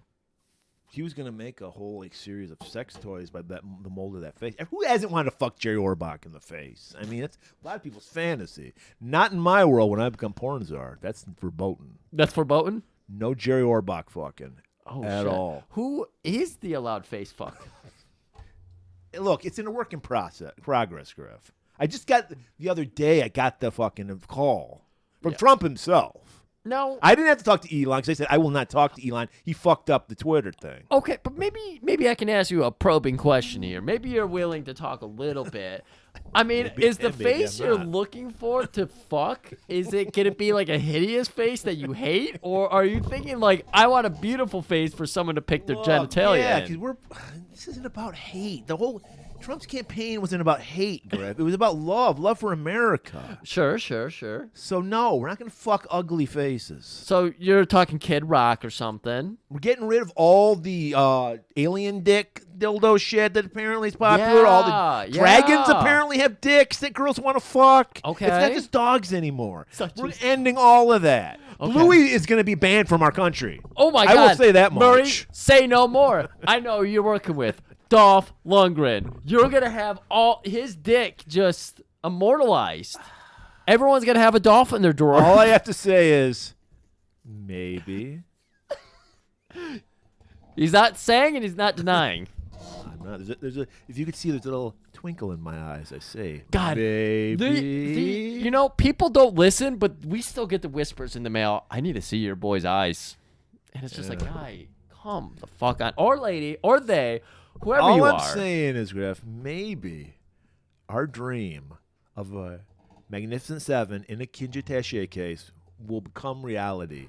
We will finally get the Charles Bronson sex pack that we've all wanted. Government issued? Of course. Government's going to pay for this. Every taxpayer, every legal born in the USA taxpayer will get a Braunschlag in the mail. Holy shit. Yeah. All right. I wasn't so sure about this Trump administration. Murray thought you were breaking hearts. Everyone's realizing. We're breaking something, but it ain't hearts. At the 1 hour point of this episode, everyone's like, actually, America needs Murray to leave the show for the better of the country. Yeah, you do. I'm saluting. Why am I saluting? Because you love your country. So Raleigh's left. His disguise is just a fucking Burt Reynolds mustache he puts on. That's right. He had a good fringe jacket that he wore in there too. If you want to look like a maniacal killer, you definitely wear fringe and have a mustache. So, all right, now it's still raining. Raleigh's outside the restaurant. He takes a moment, take a deep breath. He's like preparing himself for this. He walks in. DeFranco by himself, just slurping on those shrimp. He doesn't even have a private booth in the back. He's Little table, he's a tiny little big table. mob boss sitting across from the bar. People are like scooting. Do I give him the butt or the nut? I mean, they're knocking his silverware over his shit because it's a condensed little aisle, and he's just like, no problem, no problem. He's a mob boss. He's supposed to freak out. He's supposed to have the fucking booth in the back. No. This is the worst staging ever. It's fucking the Justice Department. I didn't even... Not under Matt Gaetz. You see, oh God, I didn't even realize how bothered I was by this scene until we started talking about it. This scene makes no fucking sense. This mob boss wouldn't be hanging out here. So he walks in. They give a little nod to each other, a little wink. Yeah. And then Raleigh just opens fire on 4 in the gut, 1 in the face. That's right. And it works perfectly. The squibs go off. People are flipping out. Raleigh runs out. There's a car waiting for him. He jumps in. It's Lipton and a driver in the front seat. And Raleigh's like, it went perfect, mate. Why is that plastic on all these seats back here? They're screeching around a couple corners and everything. Lipton's like, oh my God, I'm glad everything went great. But Lipton, I'm so sorry. And he pulls Raleigh, I'm so sorry. Oh yeah, Raleigh, I'm so sorry. And he pulls a gun on him. No loose ends, Raleigh. There's a struggle. The driver gets shot in the face. Car crashes. Lipton gets knocked out. Raleigh escapes. He makes it over to a payphone where he's got to call up Mason. And he's like, it's all fucked. I killed him. I did the job, but it's all fucked. And Lipton pulled a gun on me. What the fuck's going on? Well, at this point, I don't think he knows that DeFranco is dead. I think it's still just the... Oh, no. He's saying, I did the thing. And he's like, why is Lipton trying to kill me? But why is Lipton trying and to kill me? Mason's like, what? This sounds highly irregular. Don't worry. Stay where are you? Well, yeah, I think he mumbled out like he must have been on DeFranco's payroll. And so he's like, where are you? And he's like, oh, fucking no, mate. He's like, the corner of 4th, 5th, and 11th, and 12th Street on Humble Avenue. And he's like, I know where that is. Stay where you are. And he's like, all right. And then we get a little jump scare. Tap, tap, tap, tap. Are you done with the fucking payphone? So he like lets this other guy who just happens to be wearing the same outfit as Raleigh is wearing. Everybody used to wear raincoats back in the day. Well, it was raining. Technically, it was raining. And Burt Reynolds' mustache. Yeah. And, a fringe rain jacket is bizarre. I mean, I did like, though, his reaction, because Raleigh's playing like you would a real guy in this situation. He's freaking out. Yes. He hides behind, like, in a doorway. And then we see a cop car drive up and just fucking open fire on this payphone and slaughter the guy inside the payphone. They did kind of like, after they shot him, like take a second to look at him. Did they get out of the car and look at him? No, they did a drive-by. Yeah, they just like kind of looked at him. They're like, oh shit, that's not Raleigh. And so they just drive off and they radio in like, we shot the wrong guy. So now he knows that Mason is working with Lipton. So now we cut to the morgue. This is where we meet finally some real characters here. The great Brian Dennehy. And Gordon from Sesame Street, a.k.a. Willie Dynamite, is playing his boss. No shit. And so they're taking the case, and Lipton is brought in to identify, because he was the one handling DeFranco's whole case. Yeah. And he's like, yes, that is DeFranco. Right. You know. So it's like, all right, so now we know that, and he's like, this guy killed him. We're going back down to those rainy streets where Ellen, Raleigh's girlfriend, is getting out of a taxi. She's trying to get up into Raleigh's place. No, her place. He went to her place. Yeah. Because he knows they would go to his place. So that's why Yeah. he went to her place. This makes way more sense now. Yeah. You're dead on. Yeah. I didn't put that together. Good call. So they go up to her place. He explains what the fuck happened. He's freaking the fuck out like you would. And he's like, fuck, man, the police were in on a police car, shot up that fucking guy. She's pouring him a glass of vodka on the rocks, and she's like, just keep cool. You said it's cops. Yeah, he's like, I think I fucking killed that guy. And he's like, I remember watching Lipton fucking with the gun. Right. He must have swapped out the blanks for bullets. Right, and she's just trying to calm down. Just drink your drink. It's okay. Nothing is fucked here. And just whisk him off to bed. Let's just fuck. Get some post-nut clarity. That's right. Exactly. I know. Get out of those tighty whities. They're sopping wet. By the way, I think we were talking about the. I think it was the episode 3. We're talking about underwear. Sure. Like, what do you do? Like, why do people want to use underwear? I was watching a movie Oh, last night called Killer Workout, a.k.a. Aerobicide. Oh, yeah. And they had a scene where one of the girls was like Griffin in the men's locker room, and she opened up a guy's locker, pulled out a jock strap, and then she just starts stretching it. Like, she's not sniffing it or anything. She's just stretching it, like she's fascinated by it. And then she gets busted. Like, her boss walks in. What are you doing? Oh, God. It's like, nothing. And it was just like... So maybe that's what they do. They just stretch out, see the elasticity of the panties. And that's what they do when they want used underwear. That's fantastic. Like, maybe I'll buy some of these for somebody in my life. She wants to see, how much they get stretched out. Maybe she's into giving wedgies. I don't know. She wants to see. That's Murray. We're putting way more thought into this than anybody should. All right. So they're getting some of that post-nut clarity going on here. We're coming over into the next morning, and it's a whole new day. Sun's shining in. Ellen's just like, I got to figure it out. Go to the paper. Woodward and Bernstein. Yeah, there's no fake news in 1986. No, 1986, the news was on the up and narrow. Up and narrow? You mean the straight and narrow? Straight and narrow. There's the one. Yeah. Up and arrow or straight and narrow. Whatever. That's Cockney slang for straight and narrow. Up and arrow. Up and arrow, Mike. It is Cockney slang. Someone will believe us, Raleigh. And as she says it, she goes to open the blinds and is immediately shot in the fucking heart. She's got him amped. He's like, you know what? You're right. I was just freaking out. I believe in the system. I was freaking out last night. The press has my back. We're going to do this. We're going to bust this case. And you're going to bust my nut, girl. And she gets up. I'm going to draw the shade so the neighbors can hear us. And bam, shot. Raleigh freaks out, as you would. Yeah. Starts scrambling. I just gotta say, Murray, I'm so sorry. We've seen this scene before. Wingshauser did it so much better. Oh, of course he did. Brian Brown is no Wingshauser. No, I mean, I don't want to ever see a man in his tighty whities. No. But we didn't, because Wings was totally stark naked. Oh, that's right. He was burlesquing. He was in a bathtub in the middle of the room. He burlesqued a whole scene, and you never saw that wang dang sweet dangle tang. On the laser disc, you do see that. Oh yeah. Well, you see the tip of it scraping the ground. Right. Left a mark. So he hides like underneath the window. He grabs like a mirror out of her purse, looking, can't spot anybody. Meanwhile, that sniper guy is down below getting ready to finish the job. So he's walking up to her apartment. And they have one of those like backup truck noises hooked up to the front door. So he opens it, beep, beep. It's so loud, he can hear. And then he hears the guy coming up the stairs. So he's like, I got to prepare for somebody coming into my house.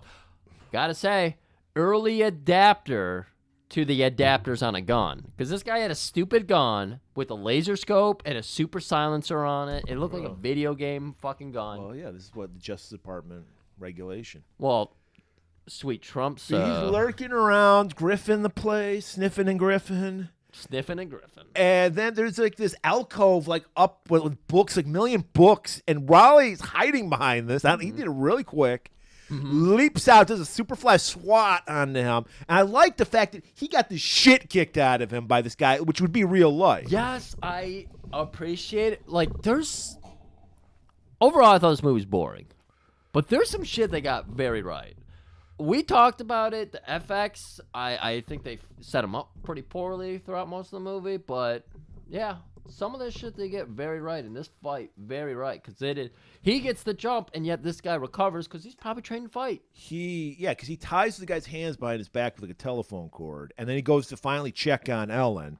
Guy gets up and starts fucking him up with his hands tied behind his back. Does a leap, and like gets his arms out from behind him. Yeah. And he's beating the fuck out of Raleigh. We're fighting across the kitchen. They have an island burner set for, the stovetop, and so your gas somehow gets turned on. There's fire. Well, because Raleigh was making tea. Oh, he's making tea. Lipton, of course. Yeah. And so Raleigh's just desperate, just throwing shit at this guy, and then he finally grabs like he's about to have his face pushed into the fucking burner. Raleigh grabs an iron on the fucking counter and hits him in the head and knocks him out. So now we cut to Mickey, the partner of Leo, Brian Denny's character, calling in. They've got another body. Yep, they're calling up Leo. This is like the shorthand. We realize that this is a slob who just lives for his job. Because why? Because we have Chinese takeout just piled everywhere, and he's right next to his fucking bed. And his head's covered. He answers the phone without even uncovering his head. He's like, Leo here. And it's like, got another body, Leo. Get on down here. Now, one of the things that bothered me about the closed captioning, which I think they got it correct, but it said Green Street, like the color. But it wasn't spelled like the color. It had the E at the end of it. Okay. Maybe it was Chalkney. Would that confuse you? If I said, meet me at Green Street, like the color, and you're like, they don't put an E at the end of Green Street. I got lost. I thought this was the wrong street. Maybe. Yeah. Maybe. Was there a lot of Green Street? Was there a lot of E's added to Austin streets that confused you? Is that why you were having so much issue driving? That was why I was having a lot of issue. You would go to many silent E's. You would go to Humboldt and it would have an E at the end of it. It's like, why did you guys just put E's on the end of everything? Leo arrives on the scene. They got the Chalkney outlines. We learned the assassin's name is William J. Adams. And Leo, he's pointing out everything they're doing wrong. They're like, well, she got shot here. Well, why is she on the bed? Because fucking Raleigh put her on the bed to like check her. Yeah. Why is this like catnip for fucking American viewers? Like the one detective who comes in and goes, he gets the rap from the underlings. Then he goes, well, why is she on the bed? And then he looks like the genius in the room. Like, so many of the shows. Because every American thinks they can solve. That's why the whole cold case thing's so big. Every American thinks they can solve a fucking murder crime. True crime and all that. Yeah. So, okay, so we got a name. William J. Adams. We got to take the assassin. We got to take this info back to the database where the real fucking magic happens. Where we meet, I think it was the secretary from Ghostbusters was working for the cops. Gigantic 80s glasses. Yeah. And they got a little flirtatious relationship, Leo and her. Marissa, I think, was her name. Yeah. Their relationship was fantastic, though. Like, the most plutonic, just like, we just want to be good at our jobs and take our vacation, I want to put in my 8 hours to be good at it and live my life. Leo puts on his little reading glasses. Perfect reading glasses. And we learned she's just typing it up. She's like, get this, Leo. This Adams guy was a cop. And then he's like, well, but get this. There's no information on him from past 5 years. We know what that means, people. Black ops. We all know that shit. Yeah. Because it says, not applicable. You cannot look into this guy's database. And then Leo's like, why can't you? Just reopen it. Just reopen it. Approved. Go ahead. Do it. Like, because he would be me with the computer guy. Like, do it then. Just make it happen. And we also get a little. We learn. This is a Murray edition, so you got to help me out with this. She's like, there was 4 fingerprints found at the scene of this crime. The landlady, which you'd expect, she owns the building. She found the body. Oh, okay. I was gonna say, wait, does that mean she was just in there griffing around? No, she heard the commotion. Oh, okay. Ellen, the woman who was murdered. Adams, who we know is the assassin, and then a mysterious set of prints. Who could that be? Murray, you might say, who could it be now? Yeah, good. Mickey happens to walk in. Hey, I've been checking out because you automatically think when a woman's killed, it's the boyfriend or the husband. So he's like, yeah, I was looking back. This chick a regular hooah. Yeah. She's been fucking around a bunch of guys, but the latest guy is some fucking Aussie fuck from the FX guy. Right. Leo's like, the Croc Dundee craze continues. Yeah. Like the Aussie fucking sensation. Yeah. The guy's probably an ugly fuck, but he's got an accent, so this chick wants to fuck him. Why couldn't she date a good American FX guy like McKinnon? Like McKinnon or a Sam Raimi. Well, he's not an FX guy. He's a director, Griff. He does it all. Okay. Right.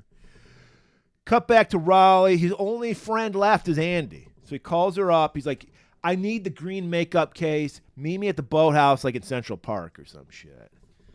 And we get to see that Mason, this is Lipton's boss, an old cranky, white dude, is getting chewed out. Him and Lipton are getting chewed out Well, they're not getting chewed out. They meet up with Murdoch, who's put on the case for Ellen's murder. Because remember, and DeFranco. Mason and Lipton are part of some organization we don't understand. Justice Department. Right. So they're just somewhere in our bureaucratic system. Murdoch, however, is a New York detective or something. Yeah, a murder happened in New York, so he gets the case. Right.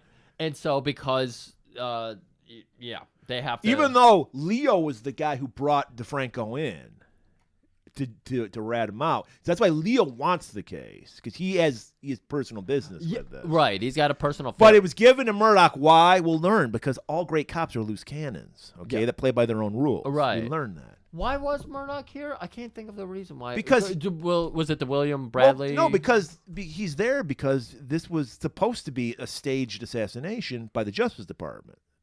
So he has to talk to the Justice Department, like, what the fuck happened? Like, okay, so he was there understanding that it was staged and they fucked it up. Right. Okay. Right. Okay. And could they explain the situation to him? It was supposed to be staged, but then... Lipton is eating shit.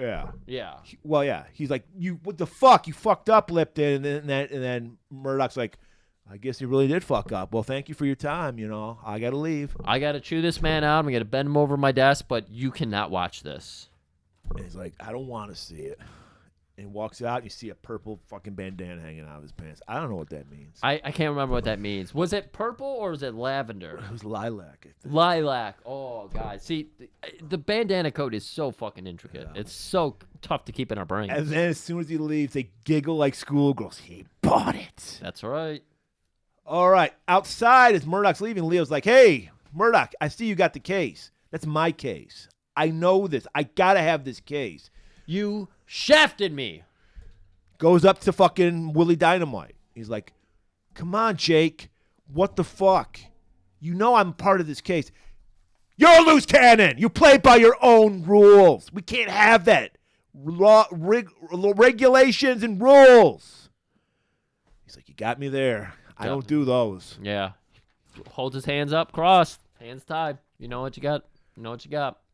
All right, we cut back to Andy. She's in Central Park. She's going to go to that boathouse. That's we right. see fucking the Manhunter himself, Tom Noonan, is fucking...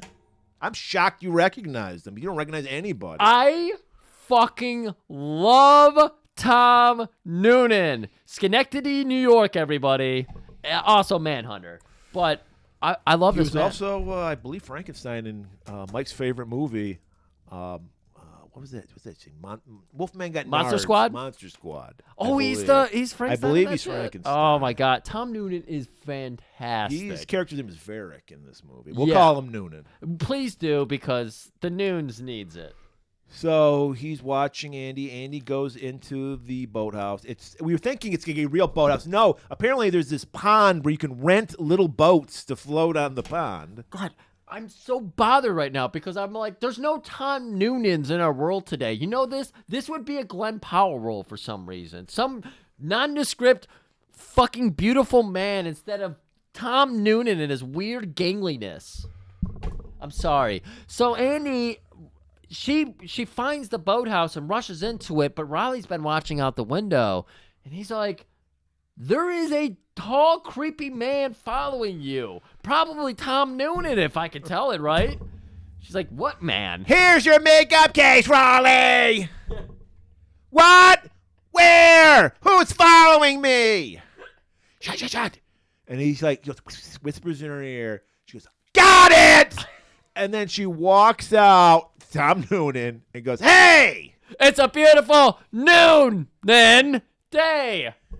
Noonday? No, that's not an expression. Raleigh's got a rifle pointed at you. If you don't want to die, take this boat, put it in the pond, and he'll talk to you. So Noonan takes the boat. He just gives a nice, healthy bow to her, which is a great, level off there. From her screaming, like, I don't know how to act, to him just taking the boat and nodding. Tom Noonan, expert. So he's like, I need to talk to him. So he goes over to put the boat, and suddenly out of the boathouse, like a fucking bat out of hell, comes Raleigh Oh, that might. He pushes into him. Pushes him into the pond where he's flummoxed. He can't get out. They run to like the fucking bridge. We're thinking buttholes are getting warmed. No, apparently there's this underground system we don't know about that. It's under incredible. bridges. It's incredible. You know about the bridge? I know world. all about the bridges, the Jeff bridges, the under bridges, the over bridges. I don't even tell you about the skyscraper bridges that are happening right now. I don't know what these people are doing these days, but Lloyd bridges. They're Lloyd bridges. Thank you. I always forget about Lloyd, and he doesn't deserve it. It's fantastic. Bow bridges. Bow Jeff's bridges. brother. I'm not as fond of him, Yeah, so he's- I leave him out for a He doesn't reason. have that great rock star hair that Jeff has. But I mean, we've talked about the 8mm underground scene, and Yeah. that connects to the same Schenectady network that's going on underground. All these bridges. Tom Waits sung about it in the song "Underground." That whole song is about fingering buttholes under bridges. Go listen to that Tom Waits song. So they're hiding underground. Cut back to Leo and his partner Mickey. They head over to Raleigh's place, and hey, you see a door cracked open. You can't help but griff. Man, when I see a door cracked, look, this is a real story. All right, you're not gonna figure out why I'm leaving the show. This is about I'll get it in 90 seconds. When I was down in Milwaukee, I was trying to find, like various antique stores and everything, and I was Where were in you this, in Milwaukee? I don't know, for fun. And Milwaukee? yeah. I know who lives in Milwaukee, you fucking cunt. Red Letter Media are fucking... They're probably, like, I did a tryout. telling you ways to fucking deep six our show. Like, do this, do that. 2 years into our show, I was like, Murray doesn't have it. I got to get with these Red Letter You're Media right guys. about that, but, They got the sauce. Well, you're quitting on me. Yeah. They got the sauce. I need to fucking dip my toes in that shit. So I went out there. You learned how to cackle. I learned. I learned it from him. The best. Learned it from watching So you. I was there. I pull up my Google Maps. I find this place. It's like, yeah, that's an antique store. So I'm going to go in there. It's a fucking house. I walked into somebody's house, and it was like a staircase that led and up. you still grift. I Still went through everything. I walked in. A dog stared me in the face. I wish I were kidding about this. I mean, in your defense, Rochester, I don't know if they still have them, but they would have houses that were converted into like businesses. Yeah. So it can be confusing. Yes. And so they had a placard out over their a sign out over their building door and everything. So it threw me completely off. And I started walking in. I was like, this looks like a house. And then when I met face with the dog, I was like, I need to go. There you have it. When There you have Griffin it. goes wrong. When Griffin goes wrong. So they knock at the door first, and they hear, and they're like, "Does that sound like a Chewbacca to you?" Get your guns out. Could be a person of color here.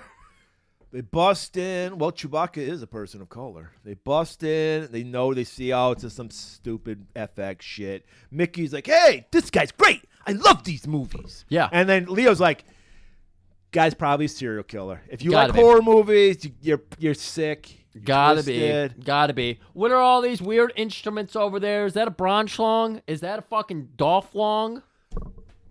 But hey, we're here, so let's start some griffin. That's right. And they start griffing throughout the place. Oh my God.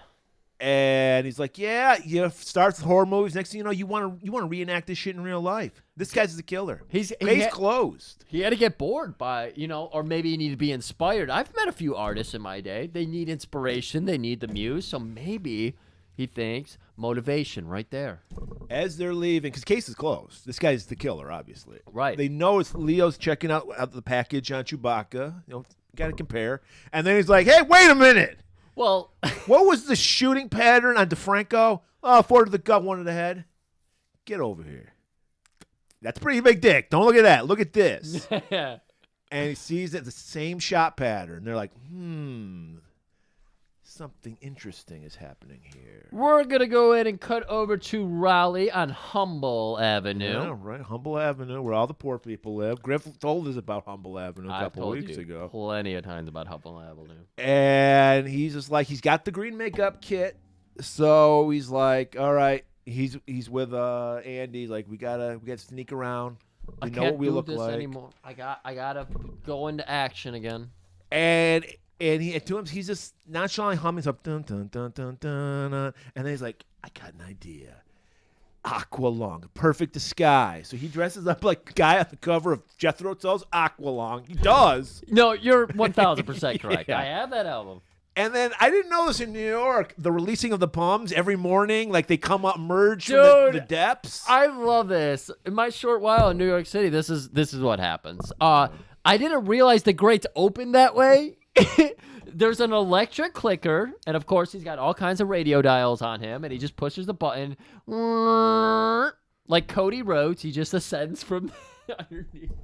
That's just for us. So New York hobos are basically chuds. Yeah. Cannibalistic hobo underground dwellers. I love that they walked out and there was a hot dog cart right there and you could see the prices. Did you notice the prices? No, I wasn't looking at the prices. 75 cents for a hot dog. Can you guess how much a hot dog with chili sauce was? $1.25. 85 cents. 10 Wow. cents gets you chili That's sauce. gonna be people under Trump's America. That's coming We're back. we're getting our 85-cent chili dogs again. Yeah. In the Detroit, yeah. Michigan area, that's our life stream in the wintertime especially. Exactly. So now he and Andy are perfect disguise. No one will find them now. All they had to do for Andy was just smear some shit on her face. Like they didn't do anything else. She already looked like a fucking bag lady with her hair. So Leo goes back to Marissa and wants to know, get any news on this ad? Did you open the file? I did. I typed in open, and it just opened. This is very close to my line of work, so I was very excited to see some of this shit happening, and I love what happens here in a second that I'll talk about. So she's like, get this. That Adams guy, he's working for the Justice Department. Right. Well, what other agencies are under the Justice Department? Can we find this out? And then they're like, no, not that. WP. Oh, Murray, sorry, you got to. This is my job. You got to do the command. Enhance. And that opens the folder, which releases the files, and that's when we start seeing. And he's reading. We get to see the Justice Department agency, Bridges, Buttholes, Leon, and Jeff. WPR. And we're thinking NPR or something affiliated, and he's just like, no, that doesn't sit right with me. And then WPR. like, Leo's like, of course, witness protection. Regency. Something R. Relocation. I think I'm gonna go talk to that witness protection. Okay, That's what it was. I gotta go talk to a little guy named Mason. You did it, babe. Thanks. And she's like, have a fucking Mai Tai on me in Jamaica, baby. So he heads over to Mason's. And this is, again, who Murdoch, the detective who's supposed to be on the case, was talking to. And he seemed to, He just took whatever shit they gave him and said, all right, sounds like it works. That's right. So now we got Leo, the guy who really wants to solve this fucking thing. Like, oh, shit, we got a lead. I got to go over and talk to Mason about one William J. Adams, was it? Yeah, he's like, well, I'm working, because he's working the Ellen case. So he has some jurisdiction. And he's just like, I couldn't help but notice the guy who was found in the room where he was dead worked for you guys. Yeah. Name's Adams, and he's like, Adam. I have 4,000 people who work underneath me. I've hit on a lot of them. I've fingered a few of them. And I just got to tell you, this name doesn't really speak to me. Doesn't ring a bell. Yeah. And they slap a file on him. Oh, Adams. Oh, no, this man was a floater. The cops start giggling. They're like, when cops speak, that's when you shit, and you flush, and then it comes back.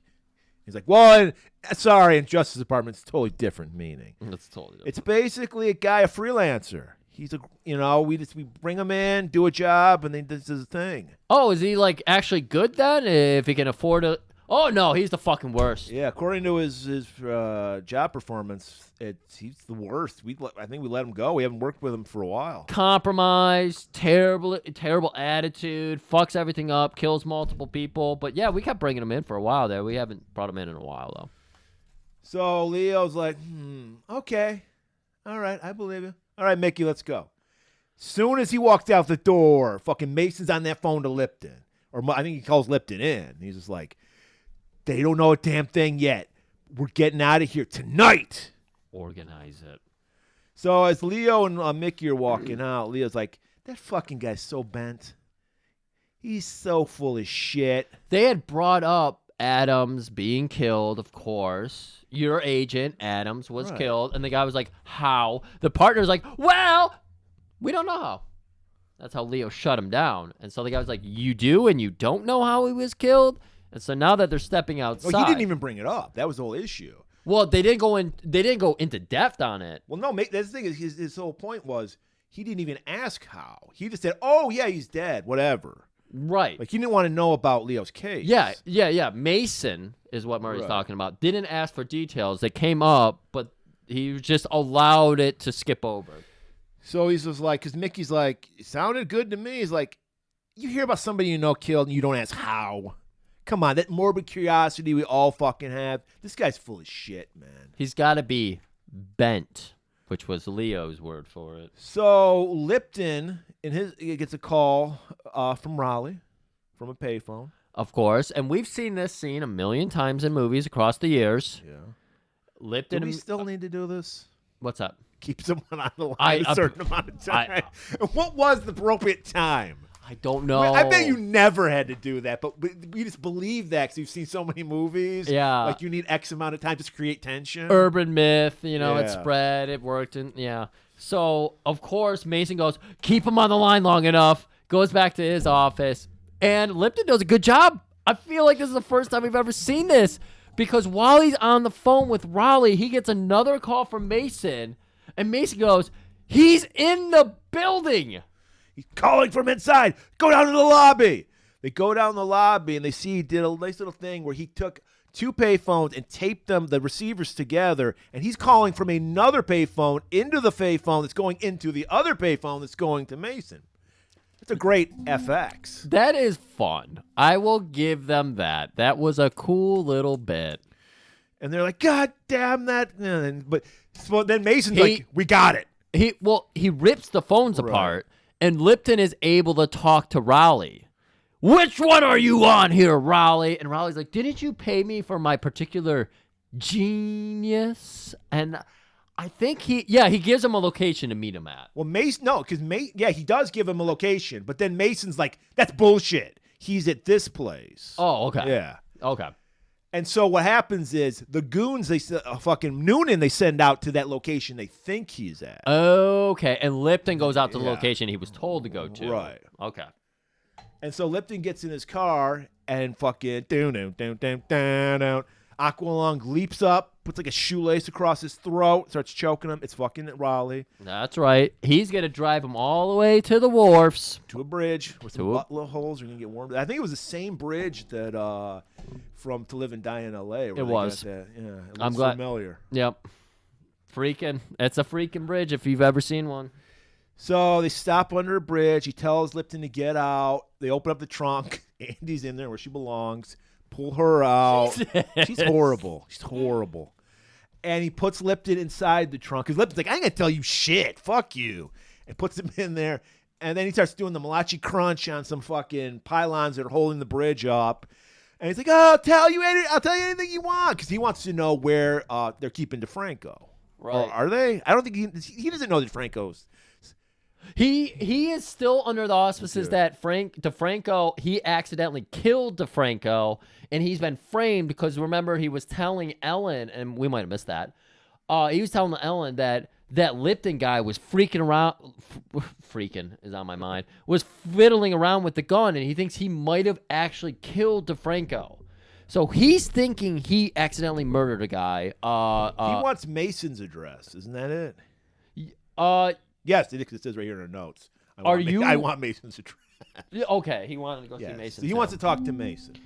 So meanwhile, Marissa is still working on the fucking computer shit. She calls Leo back in. That's our database master. Right. And she's like, get a load of this. I looked up the Social Security numbers of all these guys that are involved with this thing. Because I guess Noonan got arrested and his goon friend got arrested sometime in between this. Oh, interesting. Okay. Because they had their Social Security. She had both their informations pulled up, and Leo's just like, I don't know what I'm looking at here. And she's like, look at the social security numbers. Sequential. Yeah, they're consecutive. And he's like, and then get this. She typed, because he's like, I like No, this. This would be is the me. part. This Yeah. is the part Yeah. that bothers me because he goes, "Oh shit, can you get William J. Adams' name on there too? Could you split screen all of that?" And she goes, "That's impossible." What? You got 2? You can't get 3? And then he goes, "Well, we're gonna have to remember it. Can we write it down?" And she goes, "No, let's go to the other computer." Oh my God, it's the silliest fucking thing. So they go to the other computer, they just memorize the numbers. No, but what I loved about it, Leo's saying it would be me. That's genius. Yeah. You know, and then he's like, "Why did I think of that?" Why did I? And then she Oh, clicks it up. And It's then, one command. It took 1 second to do it. They're acting like, oh, I loved it. I all loved it. these goons have the same social security. Well, not the same, but they're Sequential. essential. Yeah. And he's like, all right, there's some dirty shit going on with the Justice Department. That's right. Leo forcing his way into Mason's place. He's demanding personal information. So now we got 2 characters demanding Mason's personal address. Right. Because they. And the secretary's like, he's out for lunch. Can you wait? I don't have time for that shit. I'm a fucking cop. I need this info. And then a Karen's like, excuse me, sir, Lieutenant Murdoch has already been in there and has that info. You'll have to go talk to him. So Leo heads back to the precinct, busts into Murdoch's office, and he's like, give me those files. He's like, this isn't your fucking case. This is my case. Give me those fucking files. And he just fucking grabs the guy's necktie, starts strangling him and shit, and he's like, all right, here. He's got a fucking edge in this game, man. So he's walking out with his files. He's feeling great about the world, and he gets informed that they found Raleigh's FX truck In impound. in an impound. Yeah, the police impound. So Leo's like, watch that fucking impound His partner yard. Mick, he assigns to go watch the impound. So he's sitting in his car watching that. Meanwhile, we see Raleigh and Andy sneaking in. They got the fucking wire cutters. They cut through the fence. And they get into the van. He's like, put some smoke bombs all across here. All right, Raleigh! And then she gets she practically was fucking Joey from fucking Friday the 13th. Yeah, she was. By the way, that's when it started, when you fuckers turned on us. Turn on betrayed us. Why did you turn on us? Yeah, all we do is fucking give you free fucking entertainment. I know the world sucks, but that's why you need friends more than ever. So she's like, she's like, okay. And she grabs the smoke bombs and she starts putting them around. And then Mickey is like, just reading the fucking newspaper, like half watching. And then giant explosions start going off. He's like, I told you the smoke bombs. I got the big bombs. And then they jump in the fucking truck and just take off. They try to rush out. Of course, Mickey sees them because they are in a giant truck wagon That says FX on the side. in New York City. Like, it stands out a little bit. There's a little bit of a development in the Leo story. He calls up Mason. He does get his phone number. DeFranco himself Nicholas DeFranco, the mob boss that's supposed to He's be alive. / dead. You're like, based on how you believe, what's his name, Raleigh, because Raleigh thinks he's dead. Yeah, we find out he is in fact alive, and so Mason snatches the phone away from him. Thinking it's Raleigh, not Leo. Yeah, and he's just like, "You son of a bitch, you're dead. No one can hear your voice. It ruins the illusion." And then it all sinks into place for Leo. He's like, I got these motherfuckers. So Mason's like screaming at DeFranco, you fucking idiot, that was the cop. That wasn't the fucking, Raleigh.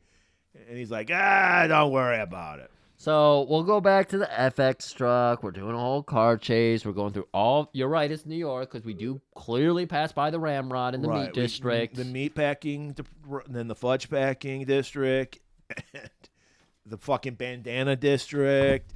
And, we're seeing all of New York. It's beautiful. We're seeing New York in 1986 when it was real, man. Before gentrification. They did crash through a forklift with boxes full of bandanas. And you saw the bandanas. Well, that's how it ended. Yeah. Because Mickey crashes into it, and then they just fall on them, and we get a little laugh. Yeah. No, so they're going through, we get a shot where Mickey's, we're in the meat district. So, he's running, going through a whole, fucking line of, 1,000 fucking sides of beef. They're flying everywhere. I think we have Andy drop some like grease on the fucking street. So the other cops crash. They give up. They're like, whatever, we crash. We don't, right? I don't get paid enough for this. Right. Yeah. Mickey's still following them. And he's like, hey, do you have Nellie? Sure thing, Raleigh. And then we see them turn a corner. And then Mickey turns a corner. There's a fucking body lying in the street.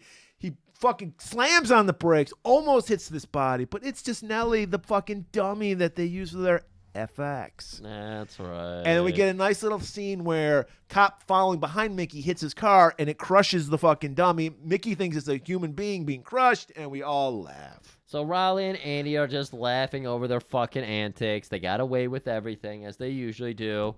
And Raleigh just starts going, oh, shit. Stops, puts the car in park, on the side of the road, gets out, and then she gets out with him. What is it? What is it, Raleigh? He jumps back in the driver's seat and takes off Of course, on her. that would fool someone as dumb as Andy. And then she's like, Raleigh, you son of a bitch! You motherfucker! And that, thankfully, is the last we ever see of Andy. Did she show up in the sequel?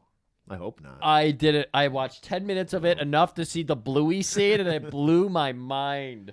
Okay, we're cutting back over to Leo. He's getting chewed out by Willie Dynamite. Because he is Mr. Dynamite. Because he's overextending his, he's like, it's Murdoch's case, and you fucking attacked a fucking fellow officer. There's like 3 other suits in here with them, and it is a tiny office. It's like when we bring somebody in to record, a Joel Coleman, if you will, and he is just fucking towering over us, casting a huge shadow on us. And Leo was like, you don't understand, Jake.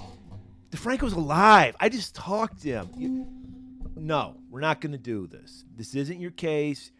You're fucked, dude. You're going to be suspended. I'm going to have to ask you for your gun and badge. We've seen this scene a million times. So, Leo hands it over, but he's like, you can't do this. Yeah. This is my life. He's broken. I mean, we saw how he lives. He's got no wife at home. He's got no kids at home. He's just got a lot of takeout leftovers just littering everywhere. He's very, one with the bullet, whatever that guy. Oh, no, he doesn't even have a wife he's chasing. He's just got the litter. Right. And he hands over his gun and badge, and then he just...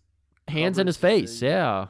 And... Captain comes over, Willie, and he's just like, hey... Man, I know it's fucking hard. It's just we've got bureaucracy happening here. You gotta follow the rules. And this is a good moment because Willie is a compassionate captain, and he's like, get in here. And he's like hugging on him a little bit, like, hey, it's gonna be okay. You're gonna come back. We're gonna straighten this all out. Leo wipes a tear from his eye. Thank you, sir. Walks out. Jake turns around, and all his boys, they're laughing at him. He's like, what? He's like, he took your gun and badge. Check your jacket.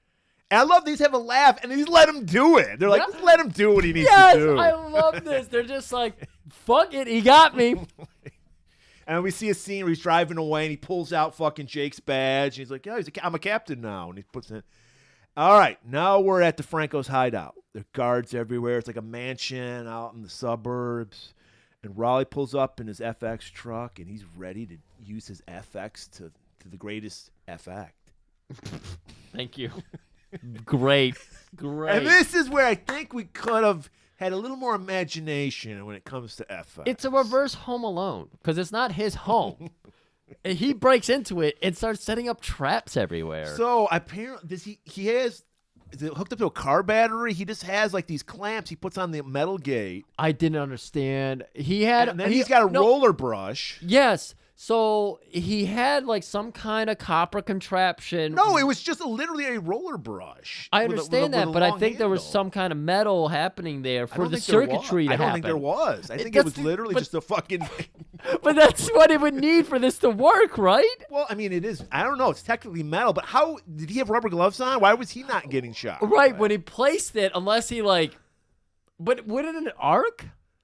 I don't fucking know either. I know it would just bring a dead person back to life. But here is the idea, folks, is that he's setting up a contraption for one of the guards, and then he's got to make squirrel noises off to the side. Cuckoo. That's a squirrel noise. And the guy, like, I guess he's an avid squirrel watcher. So right. like, and so all at the same time, he presses his face into the gate along with his hands and grabs on it and shocks He's trying him. to look out because he's told he can't. There is a leave. weird contraption hanging right in front of him. He's like, I'm just going to stick my face He into just this literally shit. sees the fucking alligator teeth things on the fucking gate. And Yes. gets shocked.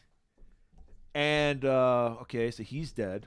Well, I think it Roy. arced. I think it like kind of arced inside the house, and they're like, "Oh fuck, what's Yeah. going on here?" Because it was a Right. power surge.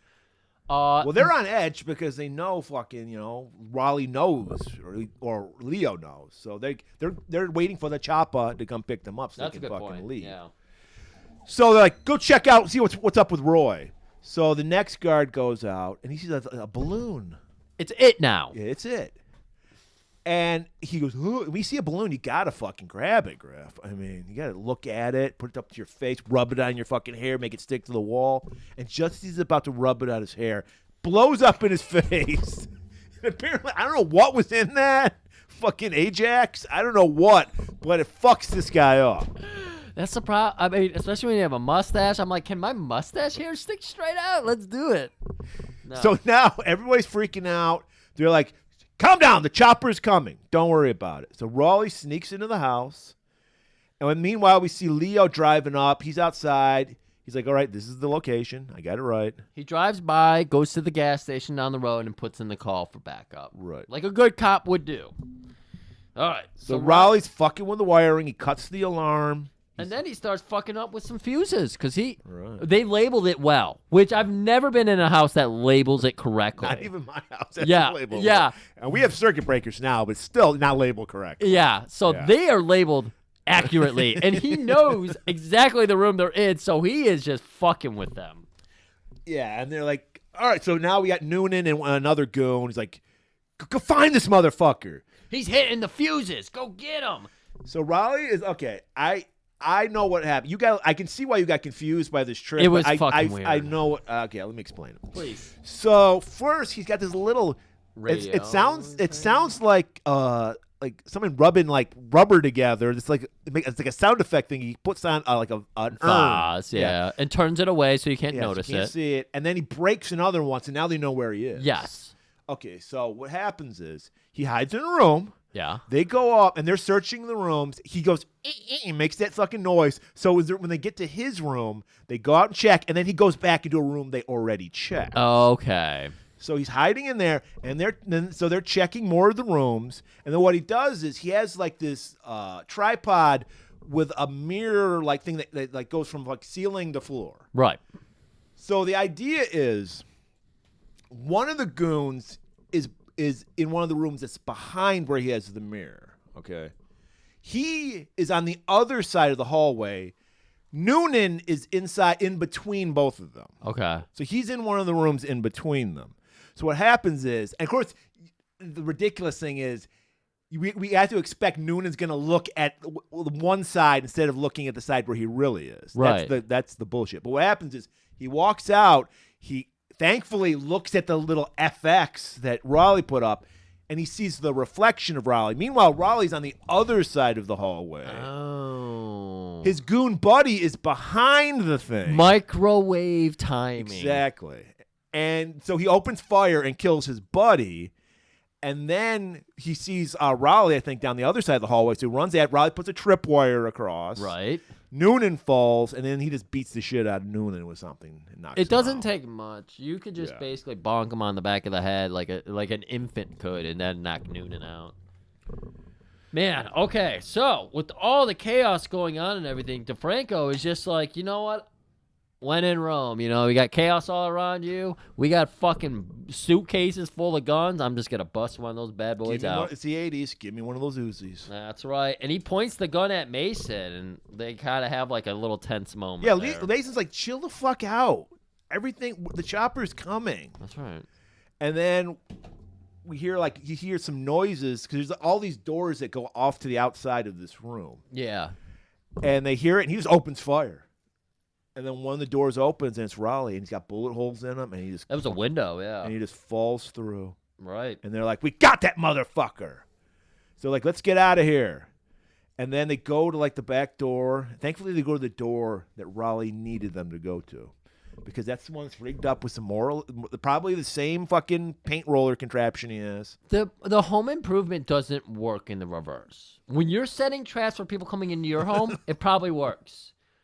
The reverse doesn't work that well. How do you know they were First of going all, it's Home Alone, not Home Improvement. You're thinking Tim Allen. Oh, did I say home improvement? Oh, shit. Okay. It's been a long week.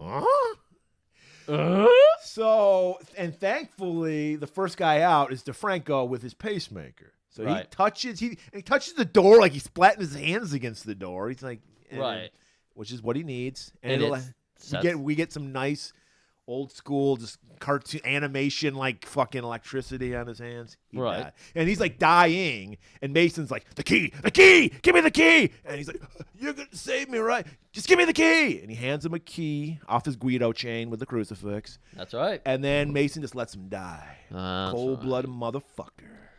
Raleigh steps out and puts a gun on Mason, running off with that key, all excited.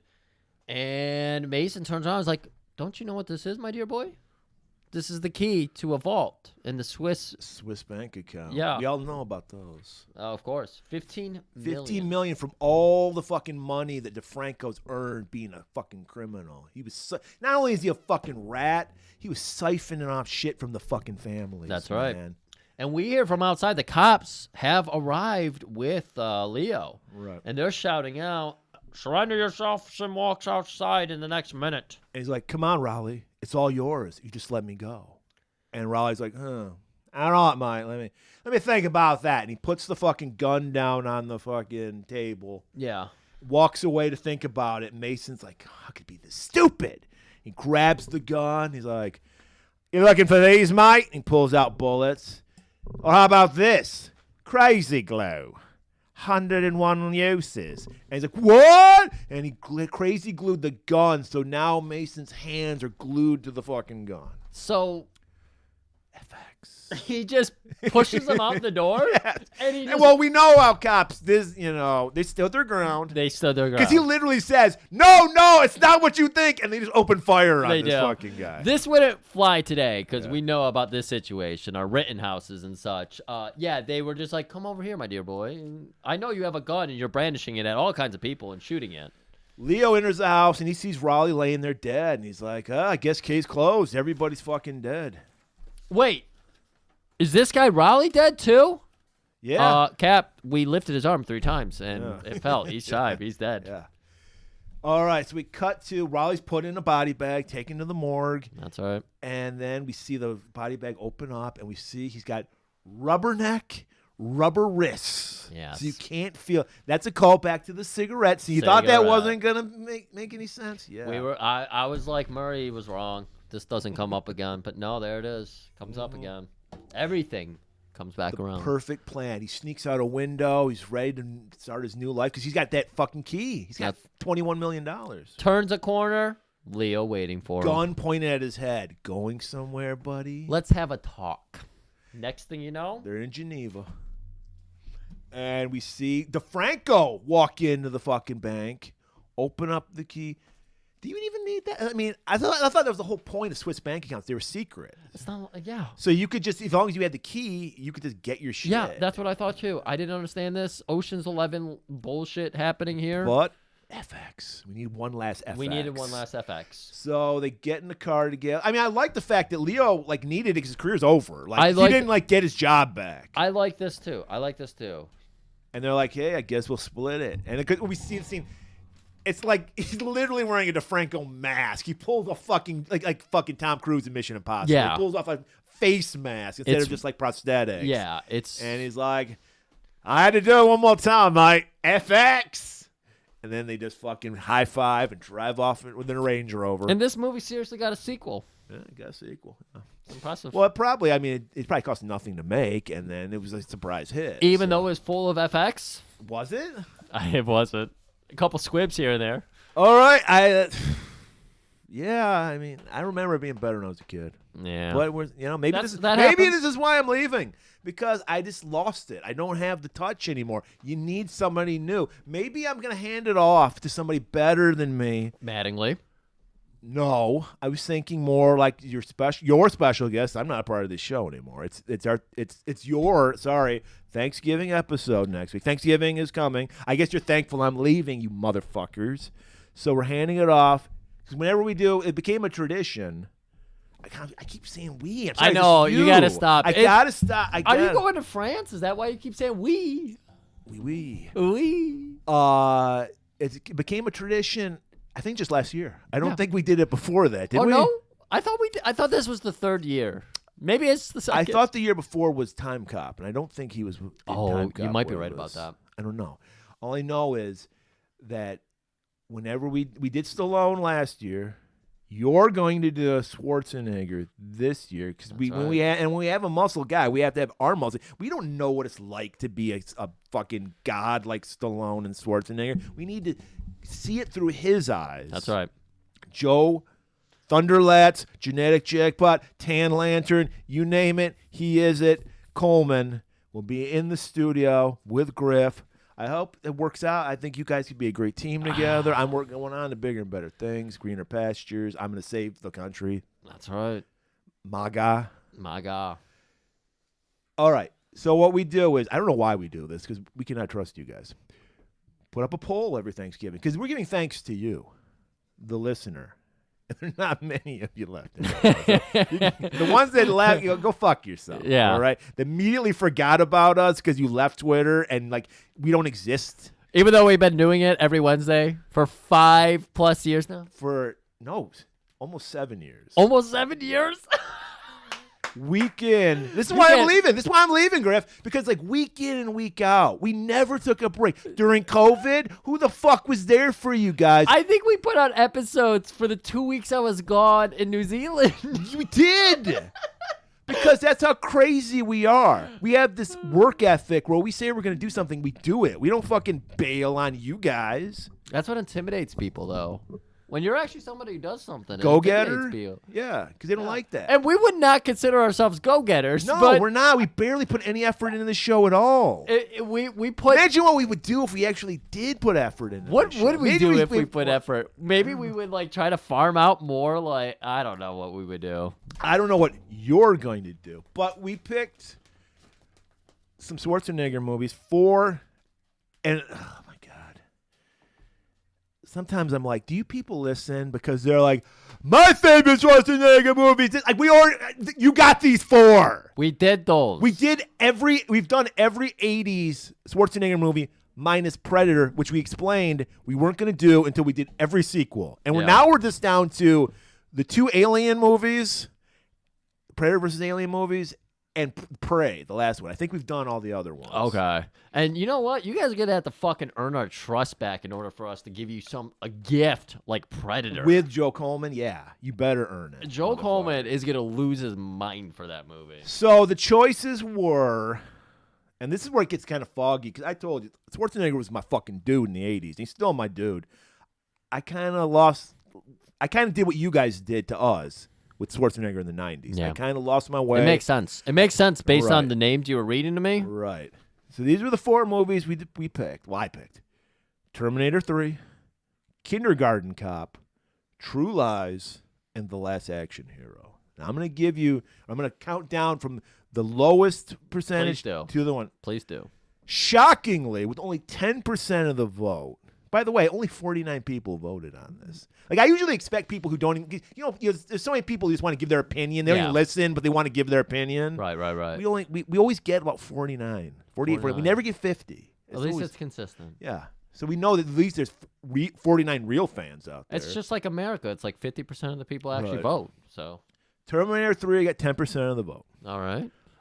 Following that, Kindergarten Cop with Okay. 18% of the vote. I mean, based on our vibe, that makes sense. So Except for Terminator 3. we're left with True Lies and Last Action Hero. Oh, Jesus. Both movies, 2 hours plus. No. And the winner, I'll have to say the winner because we'll know what the loser was. yeah. The winner was by 1 vote. People think voting isn't important. Literally won by 1 vote. And I went out of my way. Hey, guys, fucking few hours left. If you like Last Action Hero, go there. If you like True Lies, vote here. The winner by 1 vote with 37% of the vote. Arnold Schwarzenegger and James Cameron together again in True Lies. The winner by 1 vote. Last Action Hero came in with 35% of the vote. I'm glad I won't have to watch it because I'm going to DC I'm going on a private plane right after this recording. It's parked on my front lawn. It's fucking everything up, actually. So, Thanksgiving episode, which I'm sure you won't listen to anyway. Joe Coleman will be back. We'll be talking some True Lies. Manning Bot. We'll be telling some hard truths about some True Lies. You won't. The Manning Bot will be, though. So, yeah. So it's bittersweet, Griff. I don't know what to say. There's a loss for words. I'm not lost for words. As soon as you step on that plane, you're fucking dead to me. You piece of shit, to walk away on this show after we've bonded over years, spent several hundred hours together staring into each other's eyes, for you to just walk away on me.